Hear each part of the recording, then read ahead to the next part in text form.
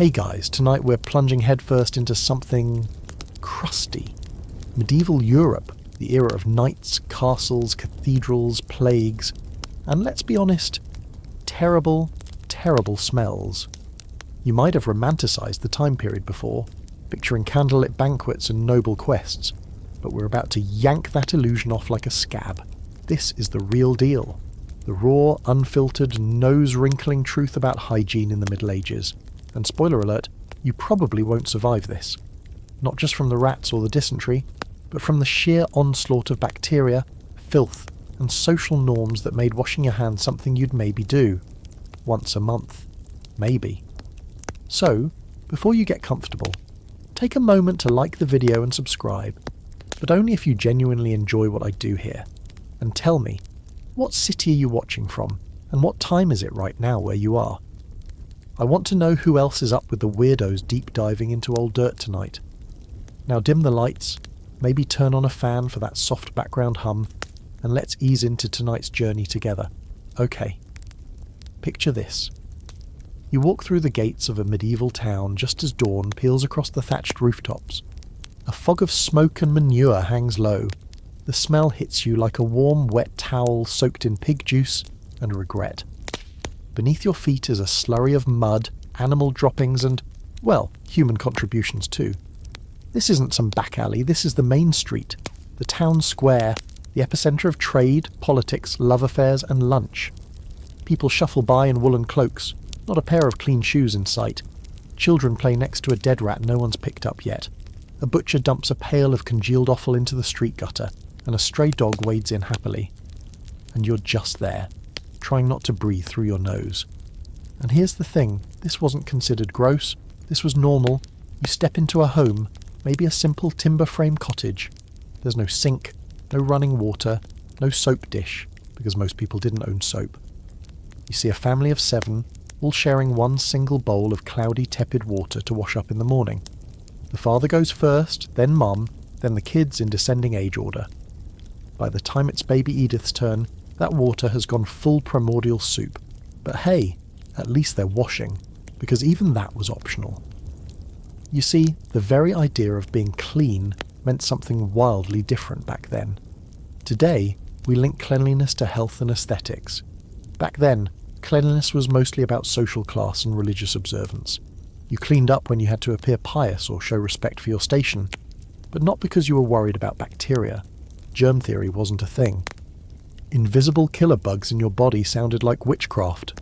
Also, quick historical fact, while we're dunking on medieval Europe, you should know that the Islamic world at the same time had a significantly stronger culture of hygiene, with public bathhouses, detailed cleanliness rituals, and actual medical texts that emphasise sanitation. So, not all medieval times were this bad, just the part of the world we're focusing on tonight. Back to your miserable stroll through town. You dodge a splash as someone empties a chamber pot from an upstairs window. Yep, that's not just dirty dishwater, that's everything that came out of somebody last night. There might be a shout, "Garde l'eau," if you're lucky. French for, "watch out for the water." But most of the time, people just flung and hoped. You peek into a church and see folks packed together, clutching prayer beads with hands that haven't seen soap in a month. There's incense in the air, mostly to mask the people smell. A priest's robes look elegant from afar, but get closer and, oof, that's 10-year-old sweat and incense residue. Because laundry, that's a saga we'll get to later. Now, here's something fun.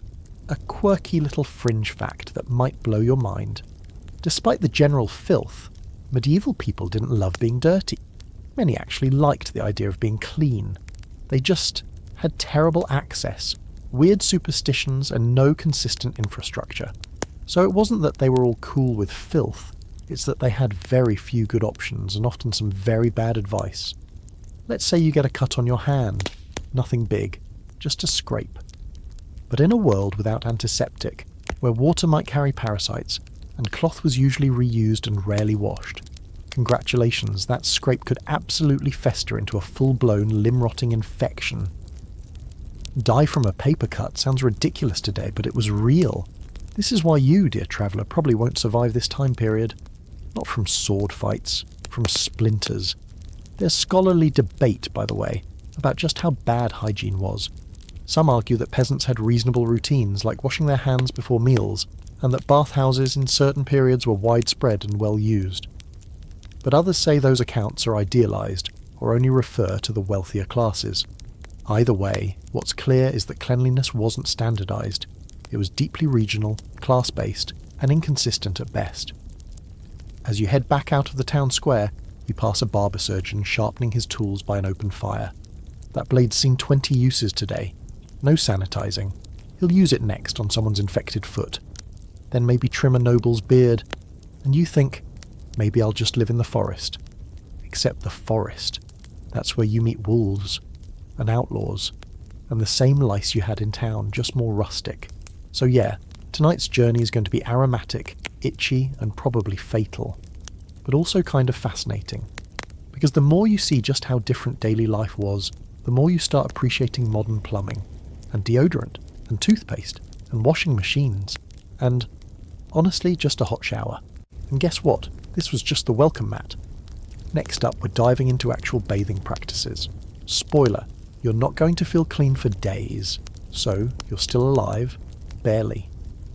And now we get to talk about baths.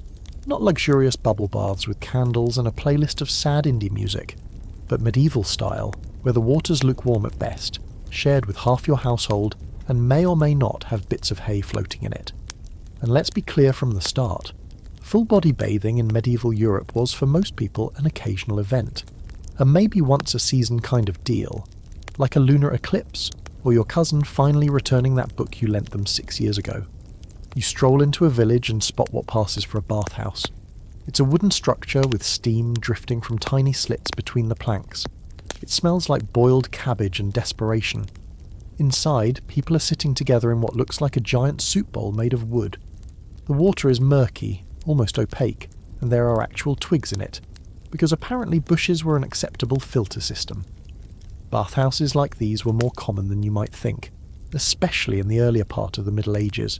Monks loved them, city folks tolerated them, and peasants, well, they hoped for a rainy day and stood under the eaves. Here's the thing though, early on, especially in the 12th and 13th centuries, public bathhouses were actually kind of trendy in parts of Europe. People paid a small fee to sit in hot water, socialise, maybe even get a quick scrub down from an attendant. But over time, bathhouses got complicated.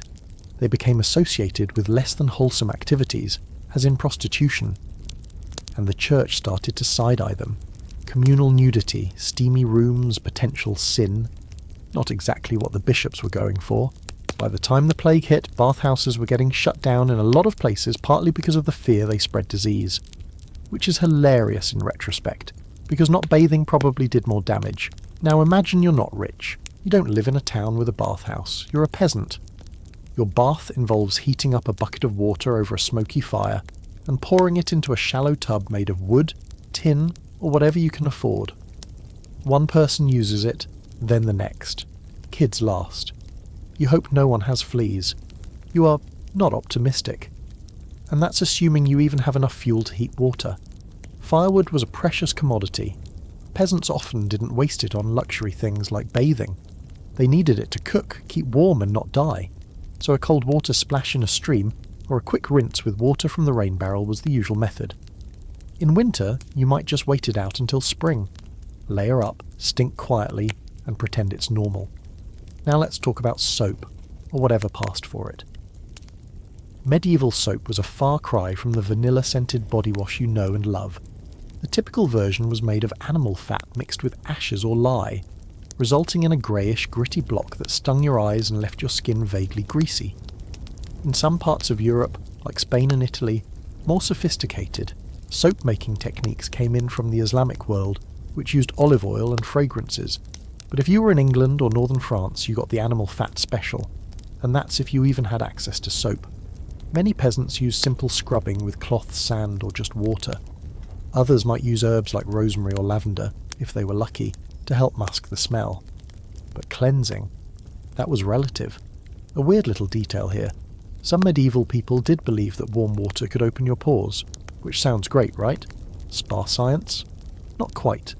They thought open pores let in disease, so in some periods bathing was seen as dangerous, You'd get clean, your pores would be all vulnerable, and suddenly, boom, plague. This wasn't some fringe superstition either. Royal courts debated this, medical scholars wrote about it.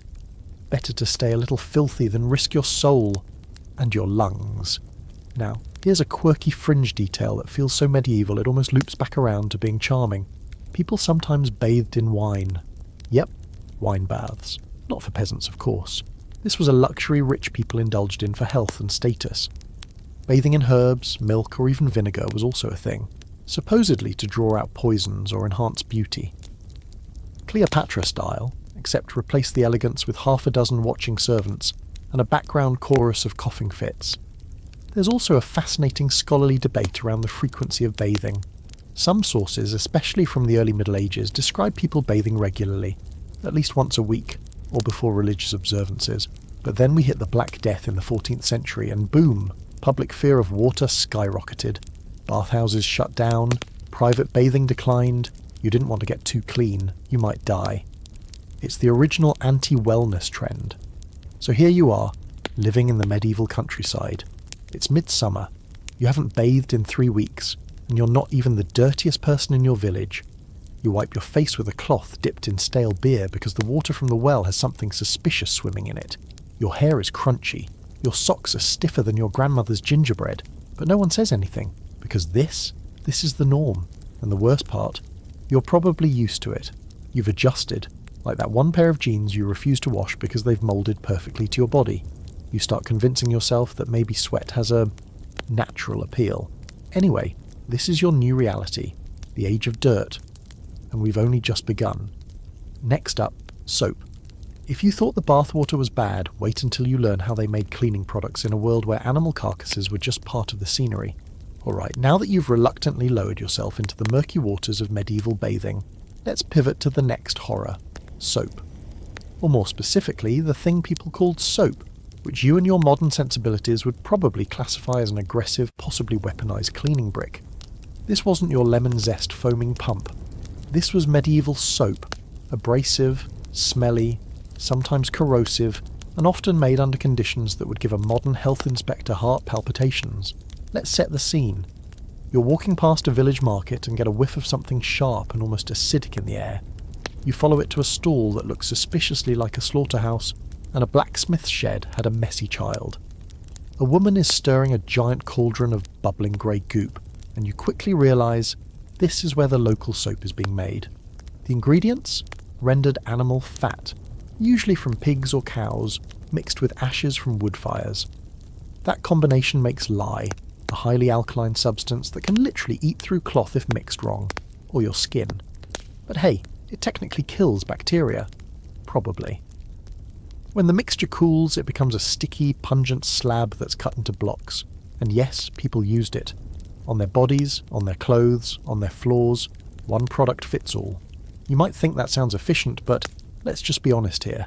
It stung, it reeked, and it left you smelling slightly like roasted pork and campfire. People didn't walk away from their wash routines feeling refreshed.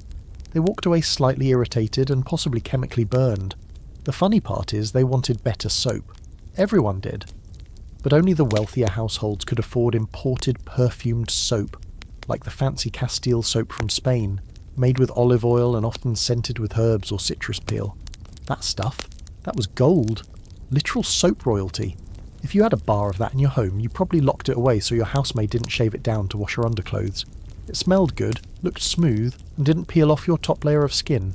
In other words, suspiciously modern. For peasants, though, it was the animal fat bar or nothing. And sometimes, it was nothing. A quick rinse in water, a bit of sand or ash rubbed on the skin to exfoliate the grime. Maybe a rosemary branch waved vaguely around your armpits for morale. That was it. If it was winter, you just embraced your inner dirtbag and hoped everyone around you was equally nose-blind. Now here's a little fact to file under thanks but no thanks. In some regions they would collect urine, yes, actual human urine, and let it sit for days to produce ammonia. The resulting substance was used as a cleaning agent, particularly for laundry and sometimes even for degreasing hands and tools. In places like Roman-era Britain, this was already common practice, and the medieval world didn't totally abandon it. It worked, sure, but that smell? unforgettable. And get this, there were soap taxes. In certain places, like medieval England, soap became so important that monarchs started taxing its production. Because nothing screams luxury good like a lumpy chunk of pig grease and caustic ash that smells like someone boiled a boot. So what did the average person actually smell like on a normal day, you ask? Well, try to picture a cocktail of body odour, wood smoke, wet wool, dried mud, whatever they cooked that morning, and a hint of soap that somehow smelled worse than the grime it was meant to remove. Toss in the scent of whatever religious charm bag or herbal sachet they wore to ward off illness, and you've got a scent profile more complex than a sommelier's wine list. Except all of it is bad. Here's where things get really murky though. Scholars still debate how often people really used soap. Some medieval texts suggest regular washing, at least hands and face, but those are often written by clergy or the upper classes. Peasant life didn't exactly get documented in excruciating detail, and because archaeological evidence of personal soap is, well, slimy at best, we're left guessing. Some argue that peasants cleaned themselves as best they could with the resources available, especially before meals or prayers. Others say cleanliness was sporadic at best, something that happened only when necessary, or if a ritual demanded it. There's also a spiritual wrinkle here. The church didn't outright ban soap, but it didn't exactly encourage it either. Cleanliness of the soul was more important than the body. Taking pride in your appearance could be seen as vanity, and vanity, of course, was a sin. So if you cared too much about looking or smelling fresh, people might raise an eyebrow. You were supposed to be humble, modest, maybe a little crusty. Which brings us to a weird and delightful little fringe belief. Some thought too much washing actually weakened you, as in, washing away your body's natural protective layer made you more vulnerable to disease or even demonic influence. Yes, clean people might actually be spiritually too exposed. So when your local blacksmith shows up to church smelling like he wrestled a goat in a pit of onions, maybe he's just protecting himself. From hell. You keep walking through town, nose half plugged, and you realise that the soap problem wasn't just a matter of hygiene. It was deeply tied to class, religion, medicine, and even fear. Cleanliness wasn't just about looking nice. It was tangled in identity, belief, and survival. And while we might mock their methods today, medieval folks were doing their best with the tools they had, boiling fat, scraping ash, dodging plague, and all. So the next time you squirt your overpriced lemongrass gel into a steaming shower, just take a second to whisper a little thank you to the ghosts of all the medieval people who endured chemical burns and pea laundry so you could smell like a fresh citrus grove. And next up, we're going deep into the beloved tradition of sharing washwater with your entire family. One bucket. Everyone's grime. Welcome to the one bucket rule. Bring a towel. Or maybe, don't. Let's get into something intimate tonight. Real close quarters, real shared experiences. You, your siblings, your parents, maybe even grandma. One tub, one bucket of water. Welcome to the one bucket rule, medieval style, where cleanliness was communal and privacy was a myth. Forget personal space. Forget hot water on demand. This is the kind of bonding that either makes you family for life, or makes you contemplate living alone in the woods forever. So here you are, end of the day, and the family decides it's bath night. Not a bath for each person night. A bath night. Singular. Someone heats water over the hearth, takes about an hour to get it hot enough not to freeze your soul, and pours it into the one family basin. This basin might be made of wood or metal if you're doing well. It's been patched a few times, maybe leaks slightly, but hey, it holds most of the liquid. First in is the patriarch, of course. Father gets the cleanest water, it's a respect thing. He soaks, scrubs what can be scrubbed, and exits, hopefully cleaner than he went in. But now, that water's a bit cloudy, still warm though. Next up, mother, then the oldest child, then down the line until you hit the youngest. By the time it's your turn, the water has taken on a personality of its own. It's no longer liquid, it's a stew. There are things floating in it that weren't there before. You can name at least 2 of them, and you wish you couldn't. But this isn't weird. This is just what everyone does. Nobody has running water. Fuel for fires is expensive. Heating multiple tubs is for royalty, and you are not royalty. You're just a kid trying not to think about what part of your brother's foot just brushed against your leg in the communal bath broth. And if you think this was a rural-only tradition, Surprise. Even city dwellers without access to bathhouses often did the same thing. Families would either take turns using a single bath in sequence, or literally get in together. There are accounts of full families bathing simultaneously, chatting, passing cloths, helping each other wash backs and hair. It was less about luxury and more about efficiency. Think of it as multitasking with questionable hygiene. Now let's talk about how often this happened. Bath night wasn't a weekly ritual. It was more like whenever it feels like someone might be close to growing mushrooms. Once a month was generous, more often during warmer months, less often in winter. In fact, during the cold seasons, families sometimes avoided bathing altogether, fearing that wet skin would lead to illness. Not just colds, real illness, like fevers and death. And with no antibiotics or modern medicine, that fear wasn't completely unfounded. In some villages, bath night became a social event. Neighbours might know when your family bathed. People would trade tips about herbal infusions to add to the water.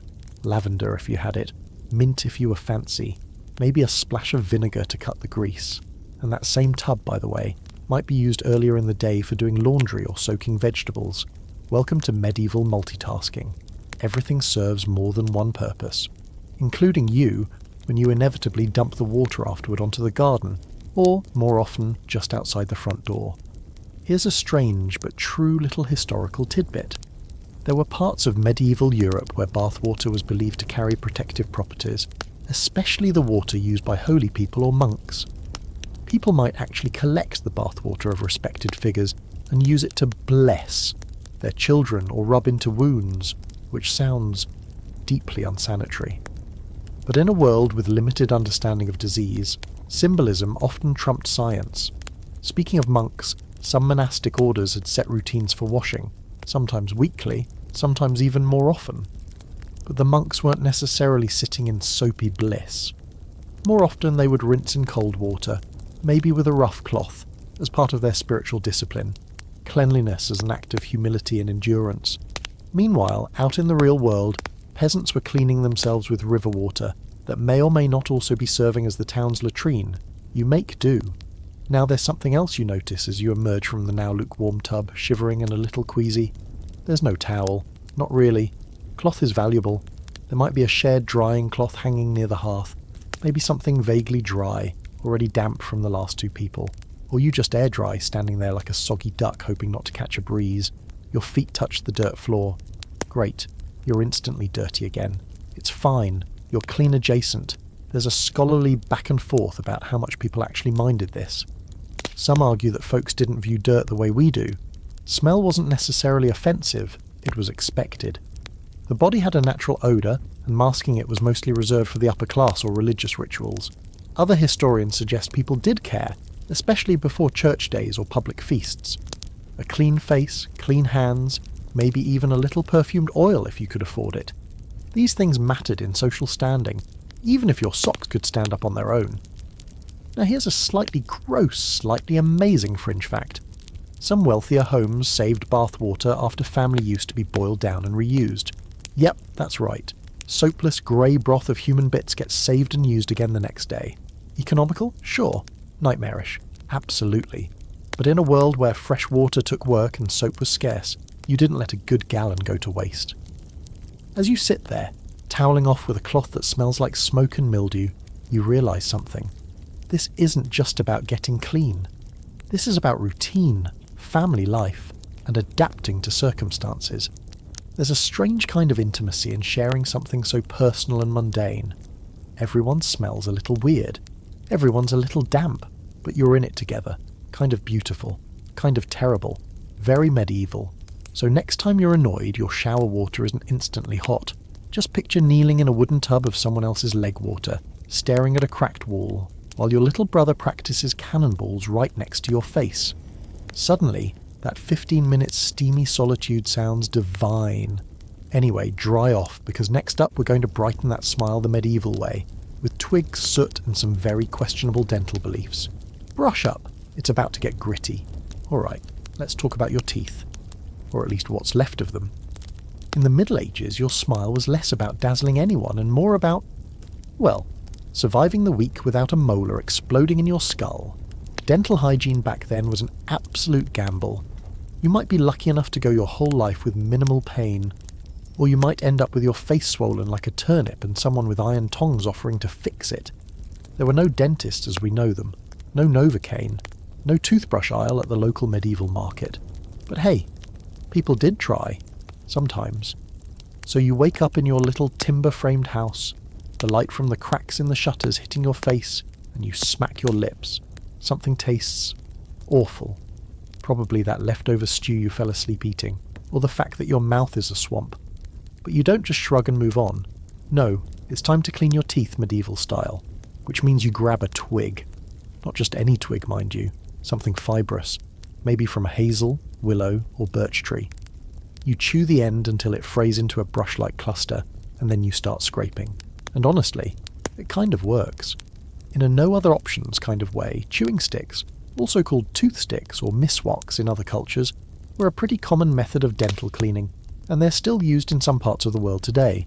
They freshen breath, remove food bits, and stimulate gums. Not bad for a chunk of tree, but there's no mint flavour, no fluoride, just bark, your spit, and blind hope. If you were fancy, or just more determined to avoid mouth rot, you might use a cloth dipped in salt or ash to rub your teeth clean. Sometimes people even mixed in herbs like sage or rosemary. Sage in particular was thought to help whiten teeth and freshen breath. So now you're brushing your teeth with a paste that's basically salty plant soot. Yummy. Of course, that assumes your teeth are even still there. Dental decay was a common issue, especially for wealthier people who had access to more refined and sugar-rich diets. Honey, dried fruits, and even imported sugar for the aristocrats. These things wrecked teeth faster than you could say, root canal. For peasants, who mostly ate coarse grains, porridge and veggies, it was a mixed bag. Less sugar? Good. But also more grit and stone dust in your bread from badly milled flour, which wore down enamel like sandpaper. By 40, your teeth might look like little grey nubs with a couple of survivors clinging to the back row. Now here's a quirky little fringe fact that sounds more like a horror story. Some medieval people used powdered charcoal to clean their teeth. That's right, burnt wood, black powder, rubbed directly into their gums. And yes, you've probably seen this trend come back in some influencer's skincare line. But medieval folks weren't doing it for the aesthetics. They believed it would absorb impurities and whiten teeth, never mind the abrasiveness slowly soaring through your enamel. But hey, no cavities if you grind your teeth down to the gums, right? But what about toothaches? Oh, those were real and terrible. No one's making it to old age without experiencing the blinding misery of a rotting molar. If you complained, you'd be offered some creative remedies. Some people believed you had a toothworm, a literal worm that lived inside the tooth and caused pain. Treatments included smoking the worm out with herbs or incense. Others tried drilling, yes, manually, with a hot needle to relieve pressure. It did relieve something, probably consciousness. And if all else failed, tooth extraction, done by the local barber surgeon. You sit in a wooden chair, someone holds your shoulders down, and he comes at your face with a pair of iron pliers. No numbing, no sanitation, just pure brute force and screaming. If you're lucky, the tooth comes out clean. If you're not, it shatters, and the root stays behind to fester. Either way, your jaw's gonna swell like a melon, and you're not eating solid food for days. There's a scholarly debate over just how bad medieval teeth really were.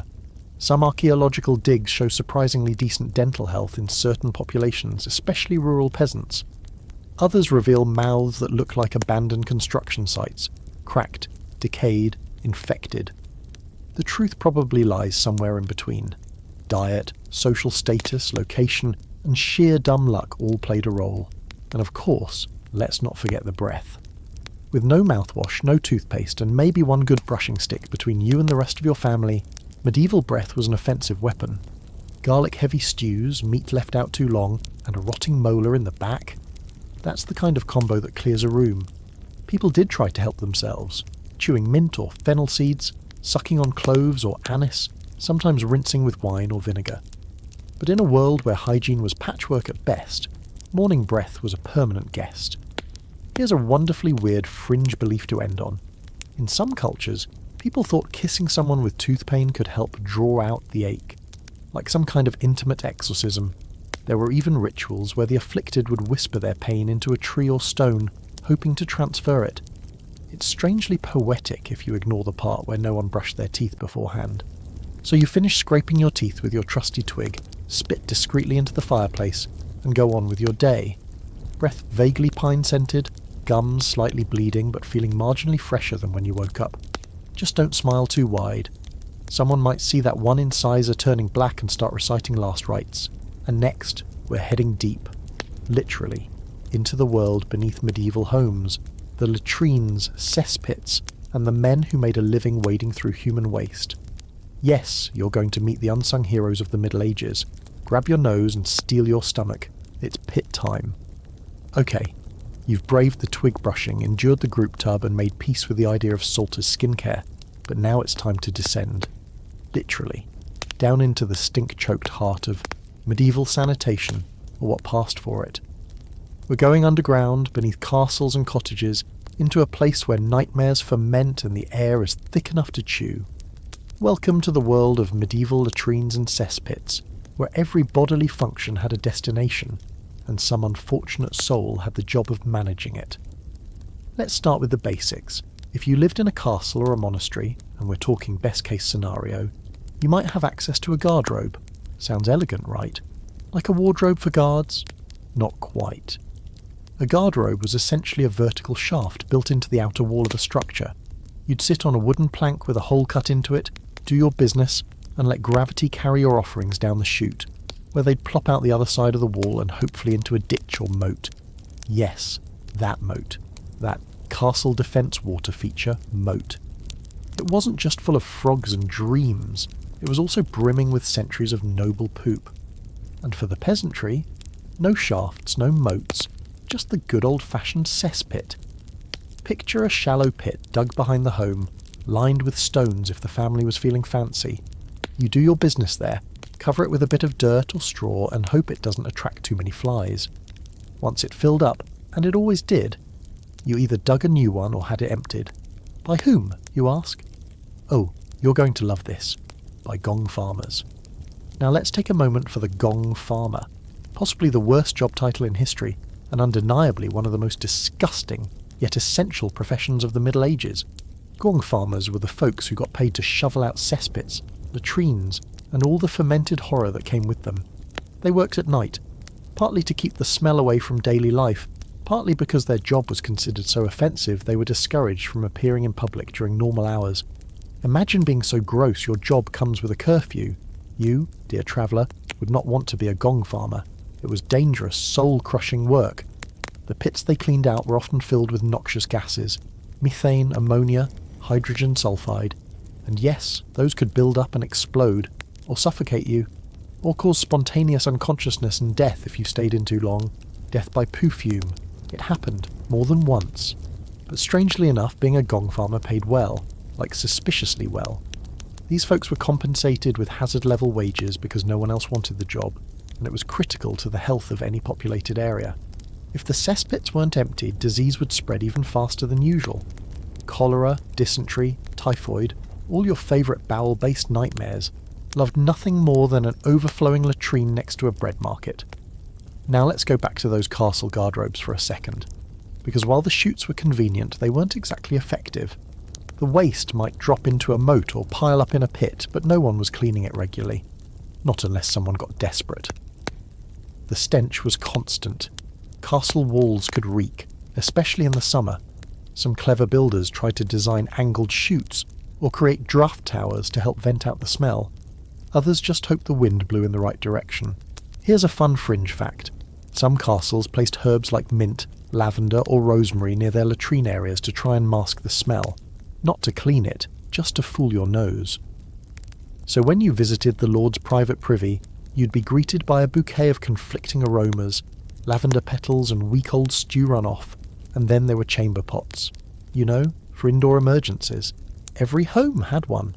Simple ceramic or wooden bowls, sometimes even pewter if you were wealthy and extra misguided. People would do their business into it, often in the middle of the night, and in the morning toss the contents out the window, ideally into the gutter, realistically onto the street, sometimes with a yell of warning, "Garde low!" Watch out for the water, but not always. And that water, not water. You'd step outside only to be greeted by a warm surprise from above. Medieval cities were essentially obstacle courses of airborne waste. There's scholarly debate around how effective medieval sanitation systems really were. Some urban centres, like London or Paris, had rudimentary waste management in place by the 13th and 14th centuries. Officials would appoint people to monitor street cleanliness, find households that let cesspits overflow, and even regulate latrine construction. But enforcement was spotty at best, and corruption was rampant. If your neighbour's pit was oozing into your foundation, tough luck, unless you had the silver to bribe a magistrate. But back in your humble home, the situation is simpler. You dig a new pit when the old one fills up. You line it with straw, maybe toss in some ash to keep the smell down. If you're lucky, the local gong farmer swings by once a month. If you're unlucky, the smell reaches your neighbour's door, and they accidentally toss their own waste in retaliation. It's a quiet war of stink. And yet amid all this, people just adapted. You got used to the smell. You avoided walking near certain corners. Children were taught to recognise the squelch of a full cesspit from a young age. Your sense of disgust calibrated to a whole different scale. Rotten cabbage? Mildly unpleasant? Chamber pot surprise? Tuesday. The sheer normalcy of it all is maybe the wildest part. This wasn't seen as apocalyptic filth. It was just daily life. You knew when the gong farmer made his rounds. You kept your chamber pot in a designated corner. You offered guests a linen curtain for privacy when they squatted over the pit. The infrastructure was primitive, but it existed. Just very, very low tech. So the next time you're sitting in a pristine tiled bathroom, scrolling your phone and listening to lo-fi beats, just remember, not so long ago someone in your ancestral line was squatting over a wooden board, hoping the wind didn't shift while a stranger with a shovel gagged his way through your backyard pit. Sweet dreams. Coming up next, we hit the cobblestone streets of medieval cities, where what didn't go into a cesspit just ended up underfoot. Open your windows, if you dare. So you've now survived the latrine labyrinth, sidestepped chamber pot air raids, and met the noble, nausea-proof gong farmer. But don't get too comfortable. Because while some medieval waste ended up in pits, a lot of it didn't. Some of it went straight onto the cobbled arteries of medieval towns, into the open, into the gutters, and under your boots. That's right. Tonight, we're strolling the medieval street. And trust me, you'll want to keep your mouth closed. Let's say it's mid-morning. You leave your cottage to run a few errands. Maybe grab some onions from the market, chat with the cooper about a leaky barrel, or just wander aimlessly like people do when they need to pretend they're being productive. First thing you notice? The smell. It's not one thing, it's layers. Manure, rotting vegetables, fish guts, smoke, stale beer, and just the faintest hint of decomposing something. You can't quite place it, but it's there. A signature scent of medieval life. Eau de misery. The street is narrow, maybe 6 to 10 feet wide, and you're sharing it with absolutely everyone. Pedestrians, oxen carts, market vendors, stray dogs, chickens, and the occasional pig on a leash. There's a central drainage trench, or kennel as it was often called, running right down the middle, and this little channel is your town's best attempt at sanitation. In theory, rainwater and grey water flow down the trench, taking refuse with it. In practice, it's a sluggish, bubbling soup of everything that didn't make it to a latrine. Urine, food scraps, spoiled wine, fish scales, blood from the butcher's stall, and the odd human surprise. You try not to step too close. Everyone walks with a slight lean to avoid slipping into the filth. You develop a street-smart shuffle, deliberate, slow, and always watching where you plant your feet. Because one false step and it's not just your shoe that's ruined, it's your dignity. Now, people didn't just accept this mess, they worked around it. Some cities had laws against throwing refuse into the street, on paper. In reality, if it was between a trip to the town dump, which might be miles away, and flinging old stew out the window, guess what most folks did? And if you were lucky enough to have a servant, that job probably fell on them. Early morning hours were often spent cleaning thresholds, sweeping front steps, and pushing waste into the central trench. Not because people were especially hygienic, but because they didn't want the smell seeping through their walls, or attracting rats, or bringing shame to the family name. And then there's rain. Oh, rain. A cleansing blessing in theory, but in medieval towns it was chaos. When it rained, the central trench filled up and overflowed. Filth ran in rivulets through the streets. Your boots sank into soft patches. Your cloak dragged through puddles that were, let's say, mysterious. If the downpour was heavy enough, it could carry refuse right into homes built too close to street level. Imagine waking up in the middle of the night and realizing your kitchen floor is now a river of shared humanity. Good morning! And yet, street cleaning was a real thing. City authorities paid people to remove larger waste piles. In London, for example, they hired rakers, men with long-handled tools who would collect the mess and cart it away. But away usually meant the nearest empty field, ditch, or riverbank. The Thames was an open sewer for centuries. Other rivers fared no better. So yeah, the waste left your sight, but not your ecosystem. Here's a particularly disturbing fringe fact. In some places, fish markets were set up right next to street drainage trenches. You'd have fresh fish on one side, murky death sludge on the other. Vendors would rinse fish in buckets of water and let the runoff drain into the same trench. Cross-contamination wasn't just common. It was built into the infrastructure. Enjoy your plague salmon. Animals, of course, made it worse. Urban areas were filled with pigs, chickens, goats, and stray dogs. Pigs were especially popular because they ate garbage. But pigs are also, let's face it, walking biohazards. They'd root through the waste, eat who knows what, and then trot into the market square like they owned the place. If you weren't careful, you might trip over one in the street and land face first in medieval fondue. Not ideal. Now, here's where it gets a little sad. Children played in these streets. They didn't have playgrounds or sanitised backyards. They had the alley behind the butcher's shop and the corner next to the fishmonger's stall. You'd see them chasing hoops, tossing pebbles, laughing and yelling, with bare feet slapping against cobblestones slick with runoff. Cuts, scrapes, bruises, constant. Infections, highly likely. But when everyone lives in the same stink, it becomes background noise. There's some scholarly debate about how aware medieval people were of sanitation dangers. Many believe they understood some connection between filth and disease. Not germs, exactly. Germ theory didn't come around until much later, but the idea that foul air, or miasma, could sicken you. That's why so many homes hung herbs or burned incense indoors, to keep the bad air out. It didn't do much, but the intent was there. You can see the beginnings of hygiene culture, just not fully formed yet.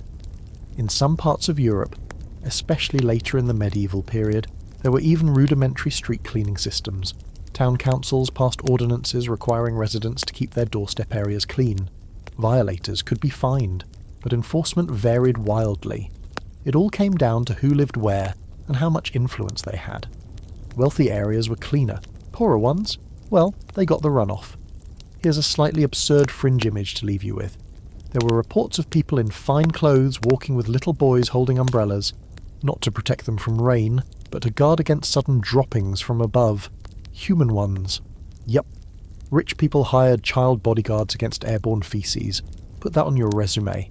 So as you finally make it home, boots heavy with God knows what and your nose permanently offended, you sit down, peel off your socks, and realise the smell won't come out for days. It's in your clothes, your hair, your soul, and the worst part, you're used to it. This is life. Next time, we'll talk about something a little closer to your body.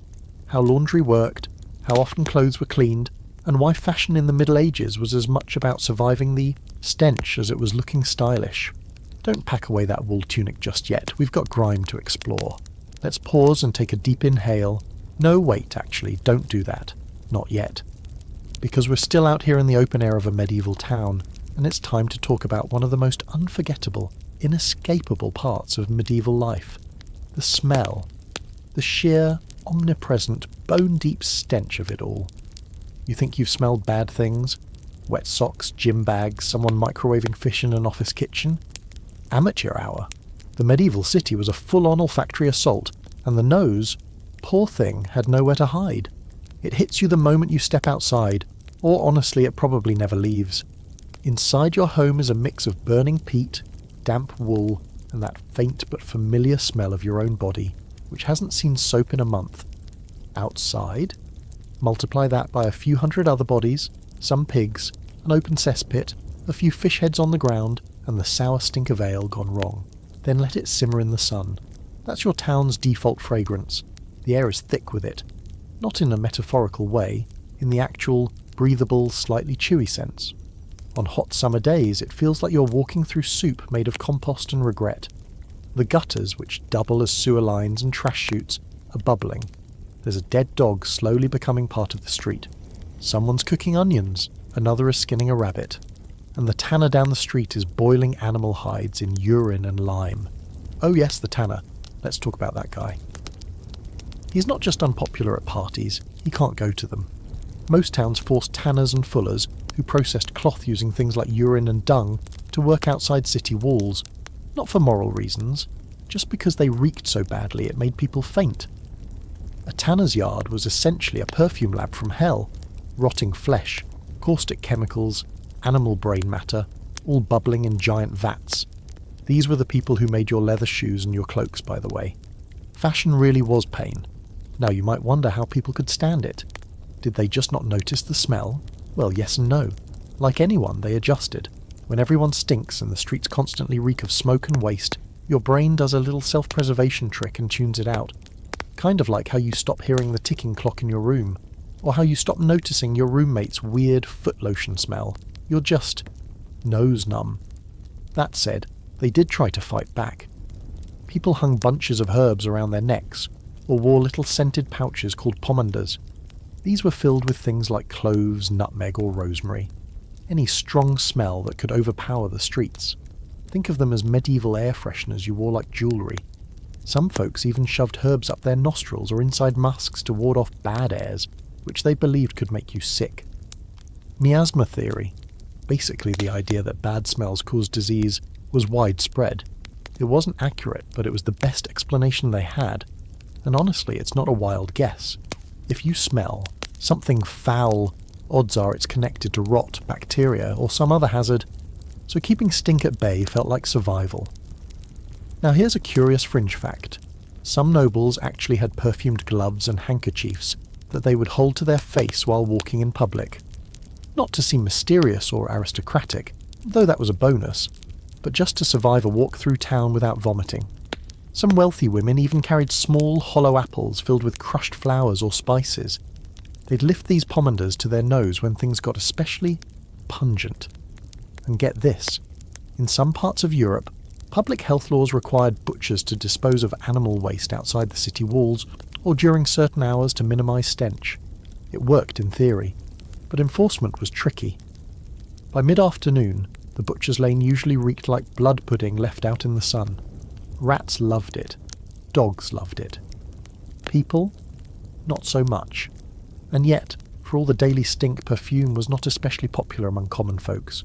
Too expensive. Too fancy.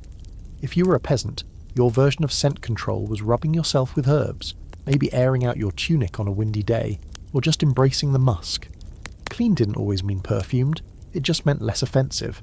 Some people even believed strong artificial scents could make you sick by overwhelming your senses, so even if you had access to oils or perfumes, you used them sparingly. Here's a bit of an open scholarly debate though. Were people truly indifferent to the smell, or just resigned? Some argue that medieval folks had a totally different olfactory culture, that they were more tolerant, even appreciative, of certain earthy smells. Others suggest they hated it as much as we would, but with no realistic alternatives they learned to shrug and breathe through their mouths. The truth is probably somewhere in the middle. If you grew up around dung fires and sweat-soaked wool, then yes, a little urine in the street probably didn't faze you. But step inside a cathedral filled with incense and you might feel a moment of actual sensory bliss. Incense, by the way, was the medieval gold standard of smell management, especially in religious settings. Churches burned it constantly, not just for spiritual reasons, but because a packed congregation of unwashed souls needed something to compete with their combined aroma. Mass could be long, and you didn't want people passing out in the pews. Now let's say you come home after a long day dodging waste and pig droppings. Your nose is numb, your boots are ruined, but you're alive. You change into your relaxation tunic, which smells almost identical to your daytime tunic, and you sit by the fire. The smell of your home? Smoke, damp cloth, stew, a little mildew. But there's something comforting in it. You've built your tolerance, maybe even nostalgia. And as awful as the streets might be, this is your oasis. Tomorrow, though, laundry day. And no, it won't help the smell much, but it's a start. So next up, we're going to dig into medieval laundry methods, how often people actually cleaned their clothes, and what fresh really meant when your water came from the same river your neighbour's cow just pooped in. Welcome to Laundry Day Medieval Edition, a sacred ritual of soaking, scrubbing and slowly surrendering to the fact that clean is a wildly flexible term. You've just spent a week, or 2, or 5, wearing the same wool tunic, trudging through waste-filled streets, sweating through your layers, maybe even catching some fleas along the way. Now it's time to freshen up. Except laundry isn't a daily convenience. It's an ordeal. A full body, full day, maybe full week kind of affair. And if you're picturing a basket of white linen spinning gently in suds, I'm going to have to crush that dream right here and now. First, let's talk frequency. How often did people wash their clothes? Not often. Certainly not daily, and not weekly unless you were unusually ambitious or someone spilled something unspeakable on your only set of trousers.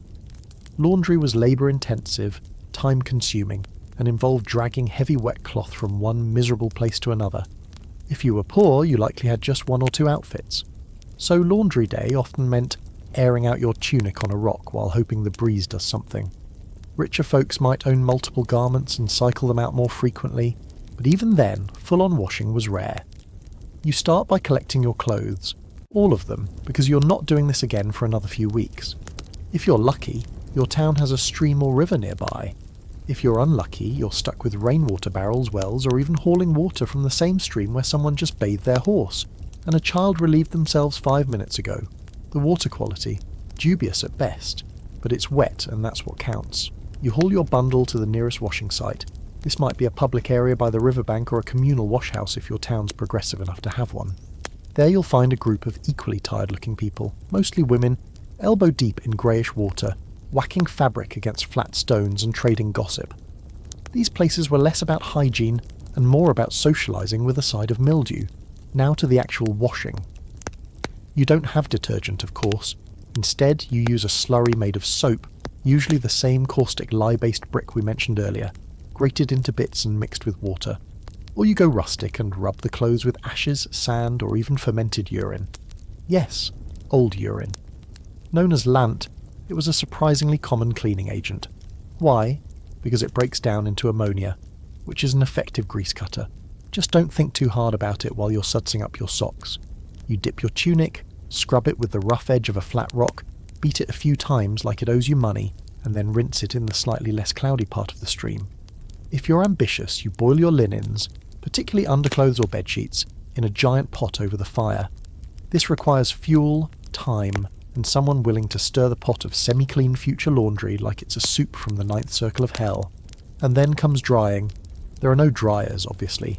Clothes are draped over bushes, hung from tree limbs, laid across fences or stretched between 2 poles. And here's the real kicker. Drying takes forever. Medieval fabrics, especially wool and heavy linen, hold water like a sponge. And if the weather's damp, congratulations. Your laundry now smells worse than it did before. Wet wool mixed with smoke and river funk? Delicious. Now here's a weirdly charming fringe fact. Some people would sprinkle dried herbs or flower petals into their wash water, or rub them into the clothes during the rinse to help mask unpleasant smells. Not to cleanse, really, just to make it tolerable. Imagine a shirt that smells like both lavender and foot, somehow worse than just foot. As you wring out your last pair of hose, arms aching and hands raw, you realise something unsettling. Your clean clothes are still kind of dirty. The stains aren't gone. The smell is mostly different, not better. And now your arms are wet, your back hurts, and a pig just knocked over your drying sheet. It's a demoralising process. Of course, wealthy people didn't do this themselves. They had laundresses, usually women hired or enslaved to handle the laundry of large households. These laundresses were expected to not only wash the clothes, but to return them neatly folded, dried, and often scented. In some cases, garments were starched using boiled wheat or flour paste to help them hold shape. A doublet stiff with starch was a status symbol. It meant you had enough clean clothes to have some ruined by fashion. And speaking of starch, here's a bonus fringe fact. Certain garments, like ruffs and collars, were starched so heavily they could stand on their own, making them both impractical and wildly uncomfortable. The price of style? Neck rash. There's a scholarly debate about just how clean medieval people actually wanted their clothes. Some argue that people were used to visible dirt and stains and didn't care unless it interfered with social standing. Others suggest that while visible grime was tolerated, odours were more offensive, hence the obsession with covering garments in herbs or smoke. Some even burned incense near their wardrobes, because if your tunic smells like sandalwood, maybe people won't notice that it's also stiff with last year's turnip stew. So you finally pack up your laundry, still damp, questionably improved, and head home. If you're careful, you avoid dragging it through the same mud you washed off. If you're not, well, that's next month's problem. You hang it near the fire, where it will take a few more hours to dry, and then you fall onto your itchy straw mattress with the kind of exhaustion only medieval chores can bring. But as your eyes close, you feel slightly more civilized. The shirt you'll wear tomorrow is slightly less crusty. Your hose are no longer standing up by themselves. And there's a tiny sprig of rosemary tucked into your collar to prove you gave it an honest effort. It's not perfect, but it's the closest you've come to clean in weeks. Coming up next, we'll zoom in on the scalp and start picking through the hidden horrors of medieval hair care. Lice, fleas, scabs, wigs, and why shaving it all off was sometimes the only solution. Hope you're not itchy yet. You will be. Let's get uncomfortably close now, right up against the scalp. You've endured the grime of the streets, the misery of medieval laundry day, and the olfactory trauma of the public square. But under all those layers of wool and linen, there's another ecosystem thriving. Welcome to the itchiest part of medieval life, hair care, or rather, the battle against lice, fleas, scabs, nits, and whatever else had the nerve to take up residence on your scalp. And let's be very clear, this isn't just a poor people problem. Everyone itched. Rich, poor, pious, sinful. If you had hair, something was probably crawling in it. So you wake up in your humble cottage. Your straw mattress is full of dust and probably a few friends, fleas mostly, and your scalp is on fire. Not from shampoo, not from an overzealous hair dye job. No, this is good old-fashioned medieval lice. You scratch and then scratch some more and still they persist. You've got a full colony up there. You're now the mayor of Looseville. Now if you think lice are just annoying little bugs, allow me to ruin your evening. They lay eggs, nits, glued right to the base of your hair shafts. Those hatch into more lice, and if left untreated, which, spoiler, they usually are, the irritation can lead to raw skin, scabs, and infections. And because you sleep beside your family, maybe even share a bed with your siblings or spouse, congratulations! Now everyone gets to itch. It's a group activity. Your first weapon is the comb, and not just any comb, a knit comb, a fine-toothed little tool made from wood, bone, or metal, specifically designed to drag through hair and pull out lice and their eggs. It hurts, it's slow, and it doesn't always work. So, some people resort to the scorched earth tactic. Shave it all off. That's right. Complete head shaving was surprisingly common, especially in monasteries or among the upper classes who could afford wigs. If you couldn't get the lice out, you got rid of the habitat entirely. Monks often had their heads shaved into tonsures, not just for religious humility, but also because it was way easier to clean a bald patch than a full head of medieval dreadlocks. Noblewomen sometimes did it too, especially if they were wearing elaborate headgear or wigs. Wigs, by the way, came with their own hygiene nightmares, but at least they were detachable.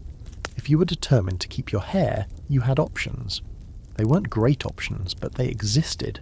People tried herbal rinses made with rosemary, lavender, mint or rue, plants believed to repel parasites.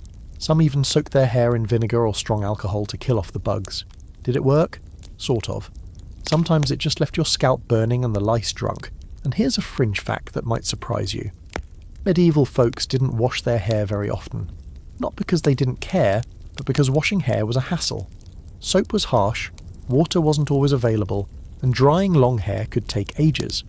Plus, some believed frequent hair washing could cause illness by opening the pores on your scalp.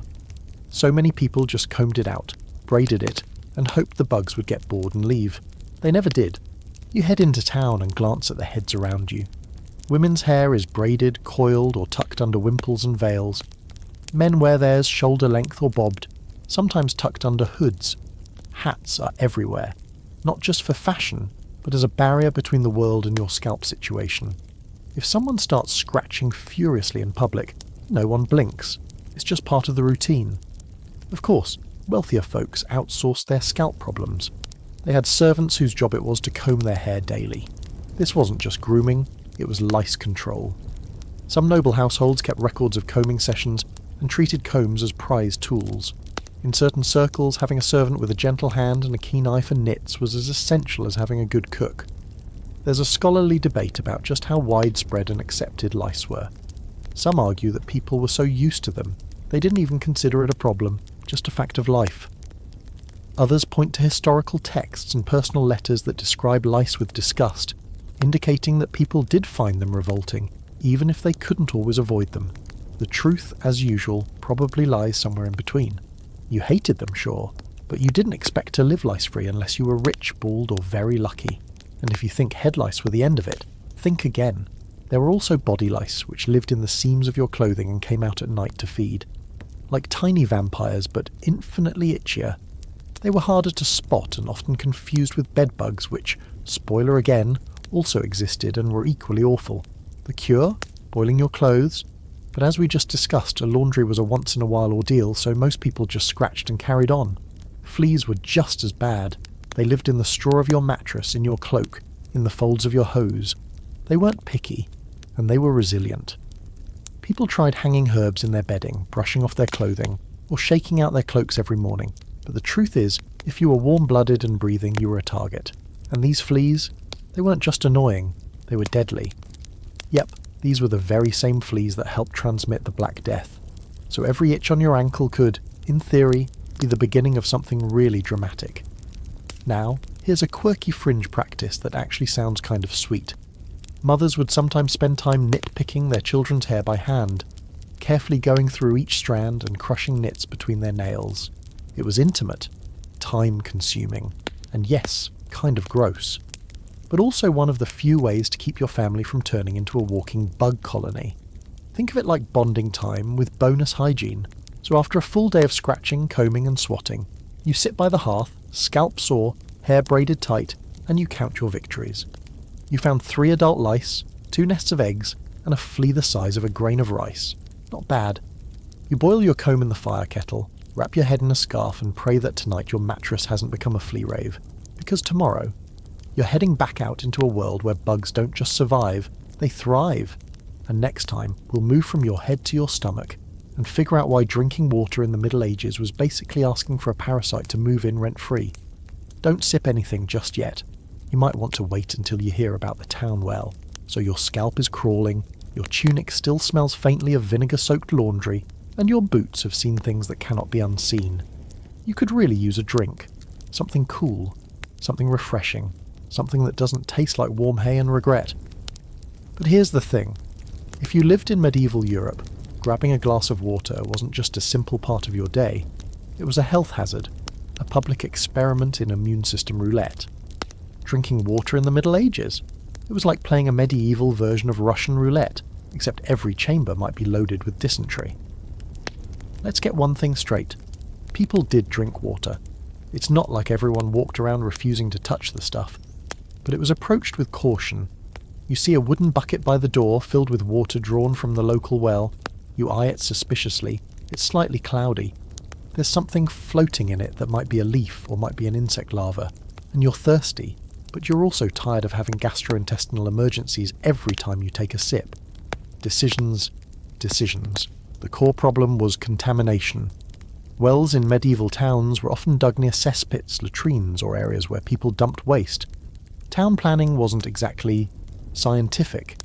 The idea that human and animal waste might seep into the water table wasn't yet part of common understanding, so a well that looked clean and cool could easily be full of invisible parasites or bacteria, just waiting to turn your stomach into a battlefield. A lot of people just accepted chronic stomach pain and diarrhea as part of life. It wasn't unusual to wake up feeling slightly poisoned. You just hoped you wouldn't have to sprint to the latrine more than 4 or 5 times that day. That's where ale comes in, or wine if you were lucky. Medieval people didn't just drink alcohol to party, they drank it to stay alive. Low-alcohol beer, known as small beer, was a daily staple. Brewed quickly, low in alcohol content and safer than water, it became the drink of choice for children and adults alike. It wasn't going to get you drunk, but it also wasn't going to send you running for the nearest privy. It was your hydration strategy. If you saw someone sipping beer at breakfast, that wasn't weird, it was smart. Now let's walk through a medieval brewing session. You start by boiling water and mixing it with malted barley, maybe a few herbs or hops if you're lucky. You ferment it for a short time, strain out the solids, and what you get is a cloudy, warmish beverage that's vaguely sour but safer than whatever's lurking in your well. Brewing was often done at home, especially in villages. Alewives, women who specialised in small batch brewing, were a common sight. They sold their beer in jugs from the front of their houses, and some even developed reputations for producing the cleanest or least chunky brew. You know, medieval Yelp reviews.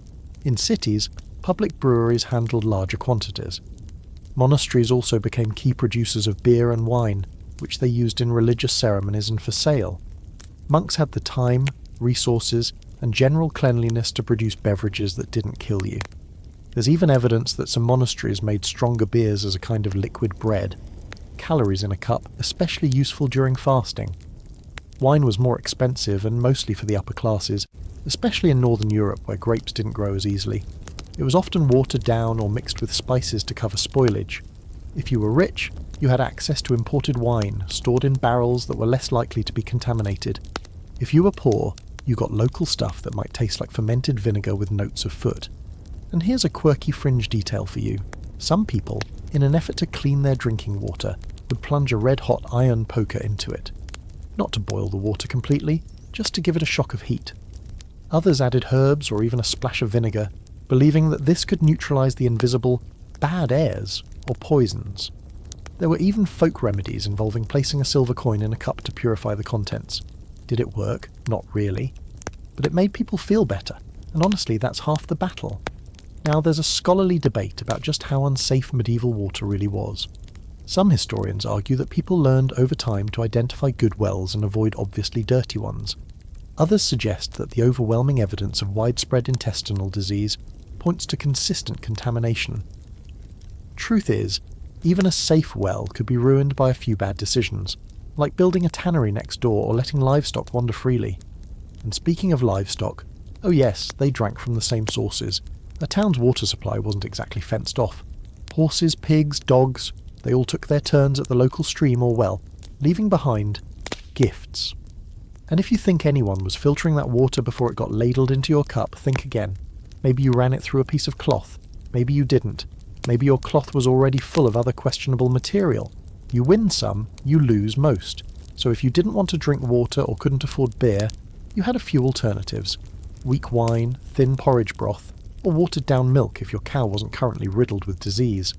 Herbal infusions were also a thing. Basically medieval tea made from boiled leaves, roots or flowers.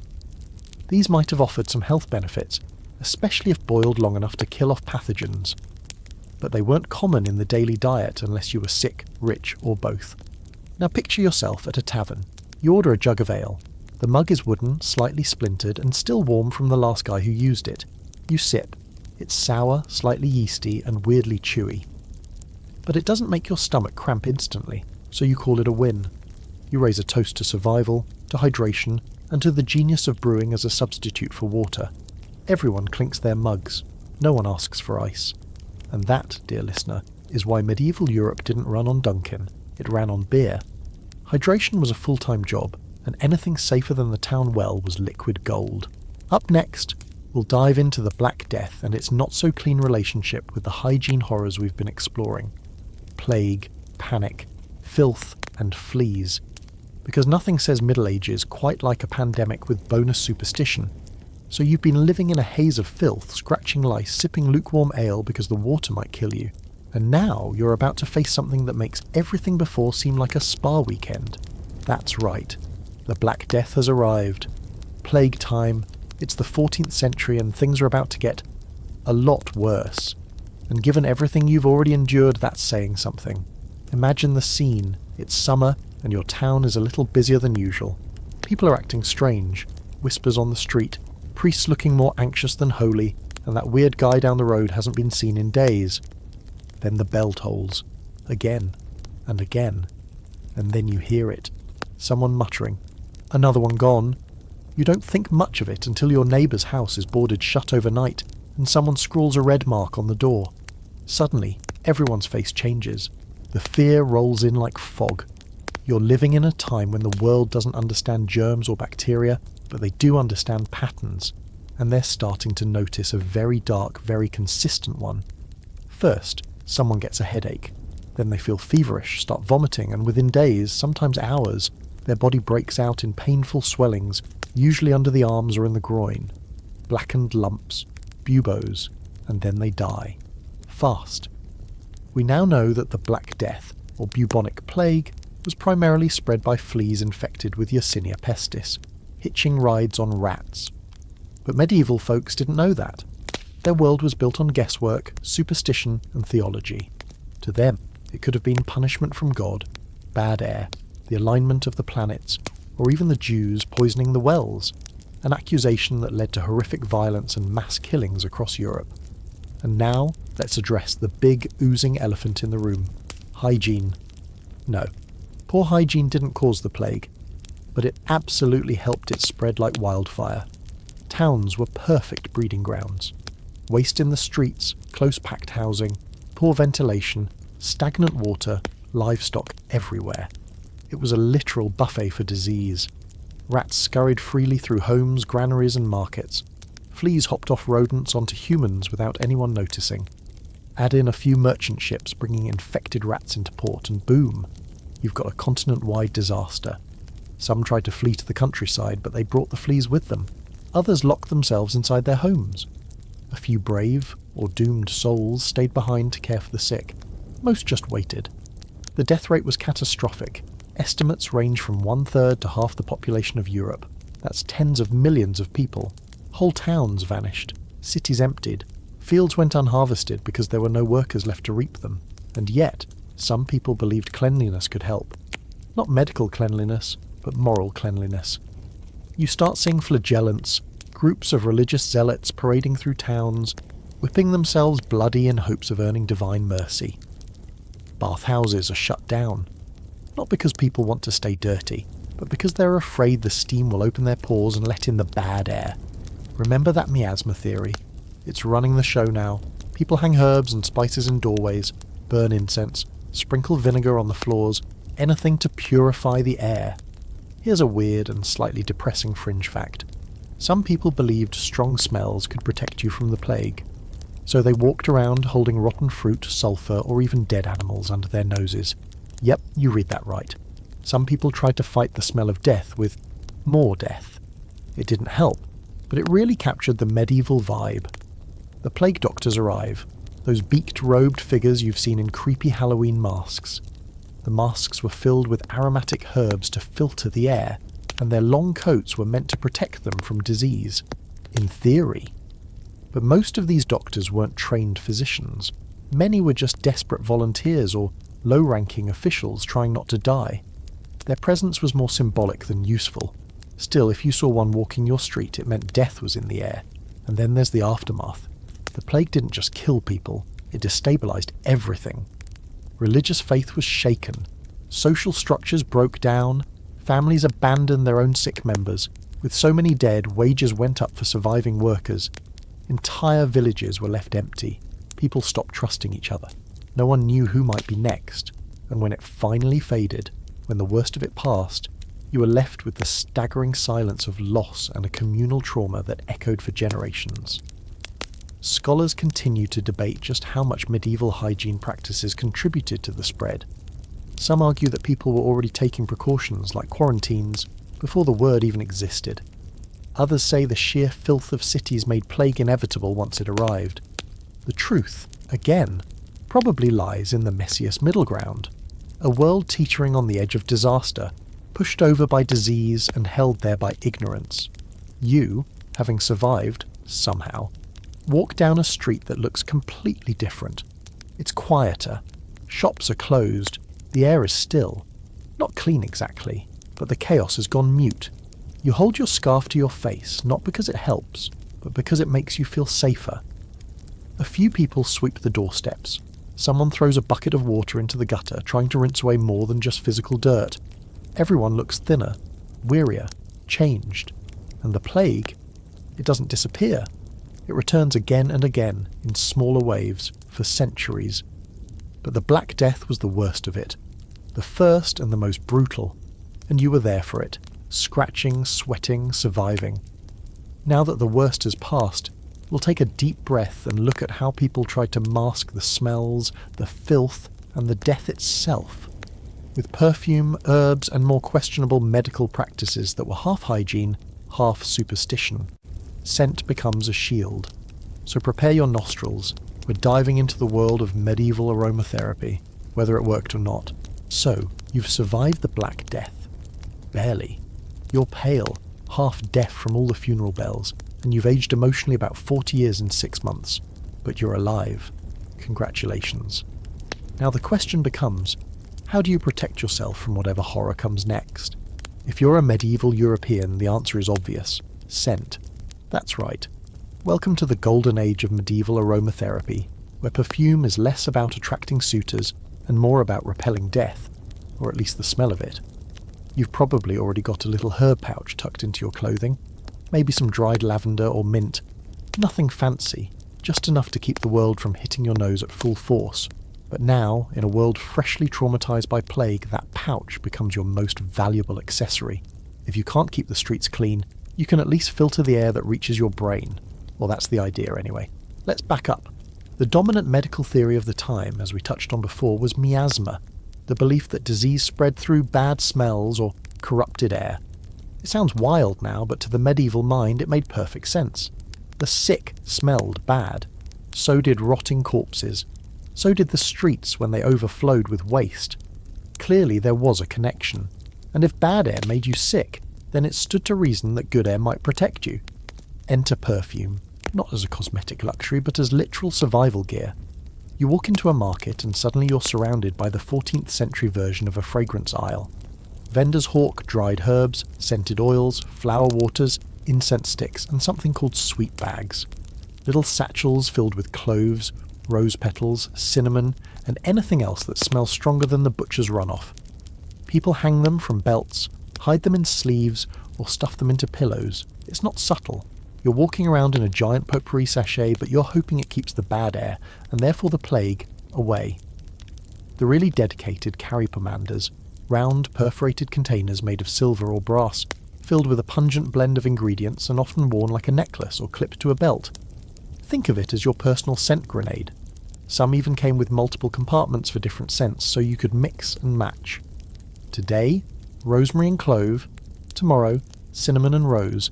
It was the medieval equivalent of switching between your fall and winter perfume collection. And this wasn't just for the rich. Peasants used scent to cope too, though theirs were less imported spice blends, and more burning local herbs in a clay bowl. People hung bunches of dried plants in doorways and windows. Rue, sage, wormwood, and marjoram were popular, not only for their strong aromas, but for their supposed protective powers. In some households, families burned branches indoors to purify the space. Incense wasn't just for church anymore, it was medicine. Here's a fringe fact to curl your toes. Some people believed you could ward off disease by sniffing the flatulence of a healthy person. Yep, that's a real thing. The idea was that foul smells could counteract other, more dangerous foul smells. Some medieval doctors even suggested keeping a goat indoors for its odour. Welcome to the world of bad plus bad equals better. Of course, if you were wealthy, your options were broader and slightly less revolting. The nobility had access to imported perfumes and oils from the Middle East and North Africa, where fragrance making was an actual science. Rosewater, sandalwood oil, myrrh and frankincense all made appearances in European courts. They were dabbed behind ears, sprinkled on linens, and used to scent bath water on those rare occasions when someone actually took a bath. Perfumed gloves were a fashion must-have among the elite. Imagine slipping on a pair of finely crafted leather gloves that smell like orange blossom and clove instead of, say, damp pigskin.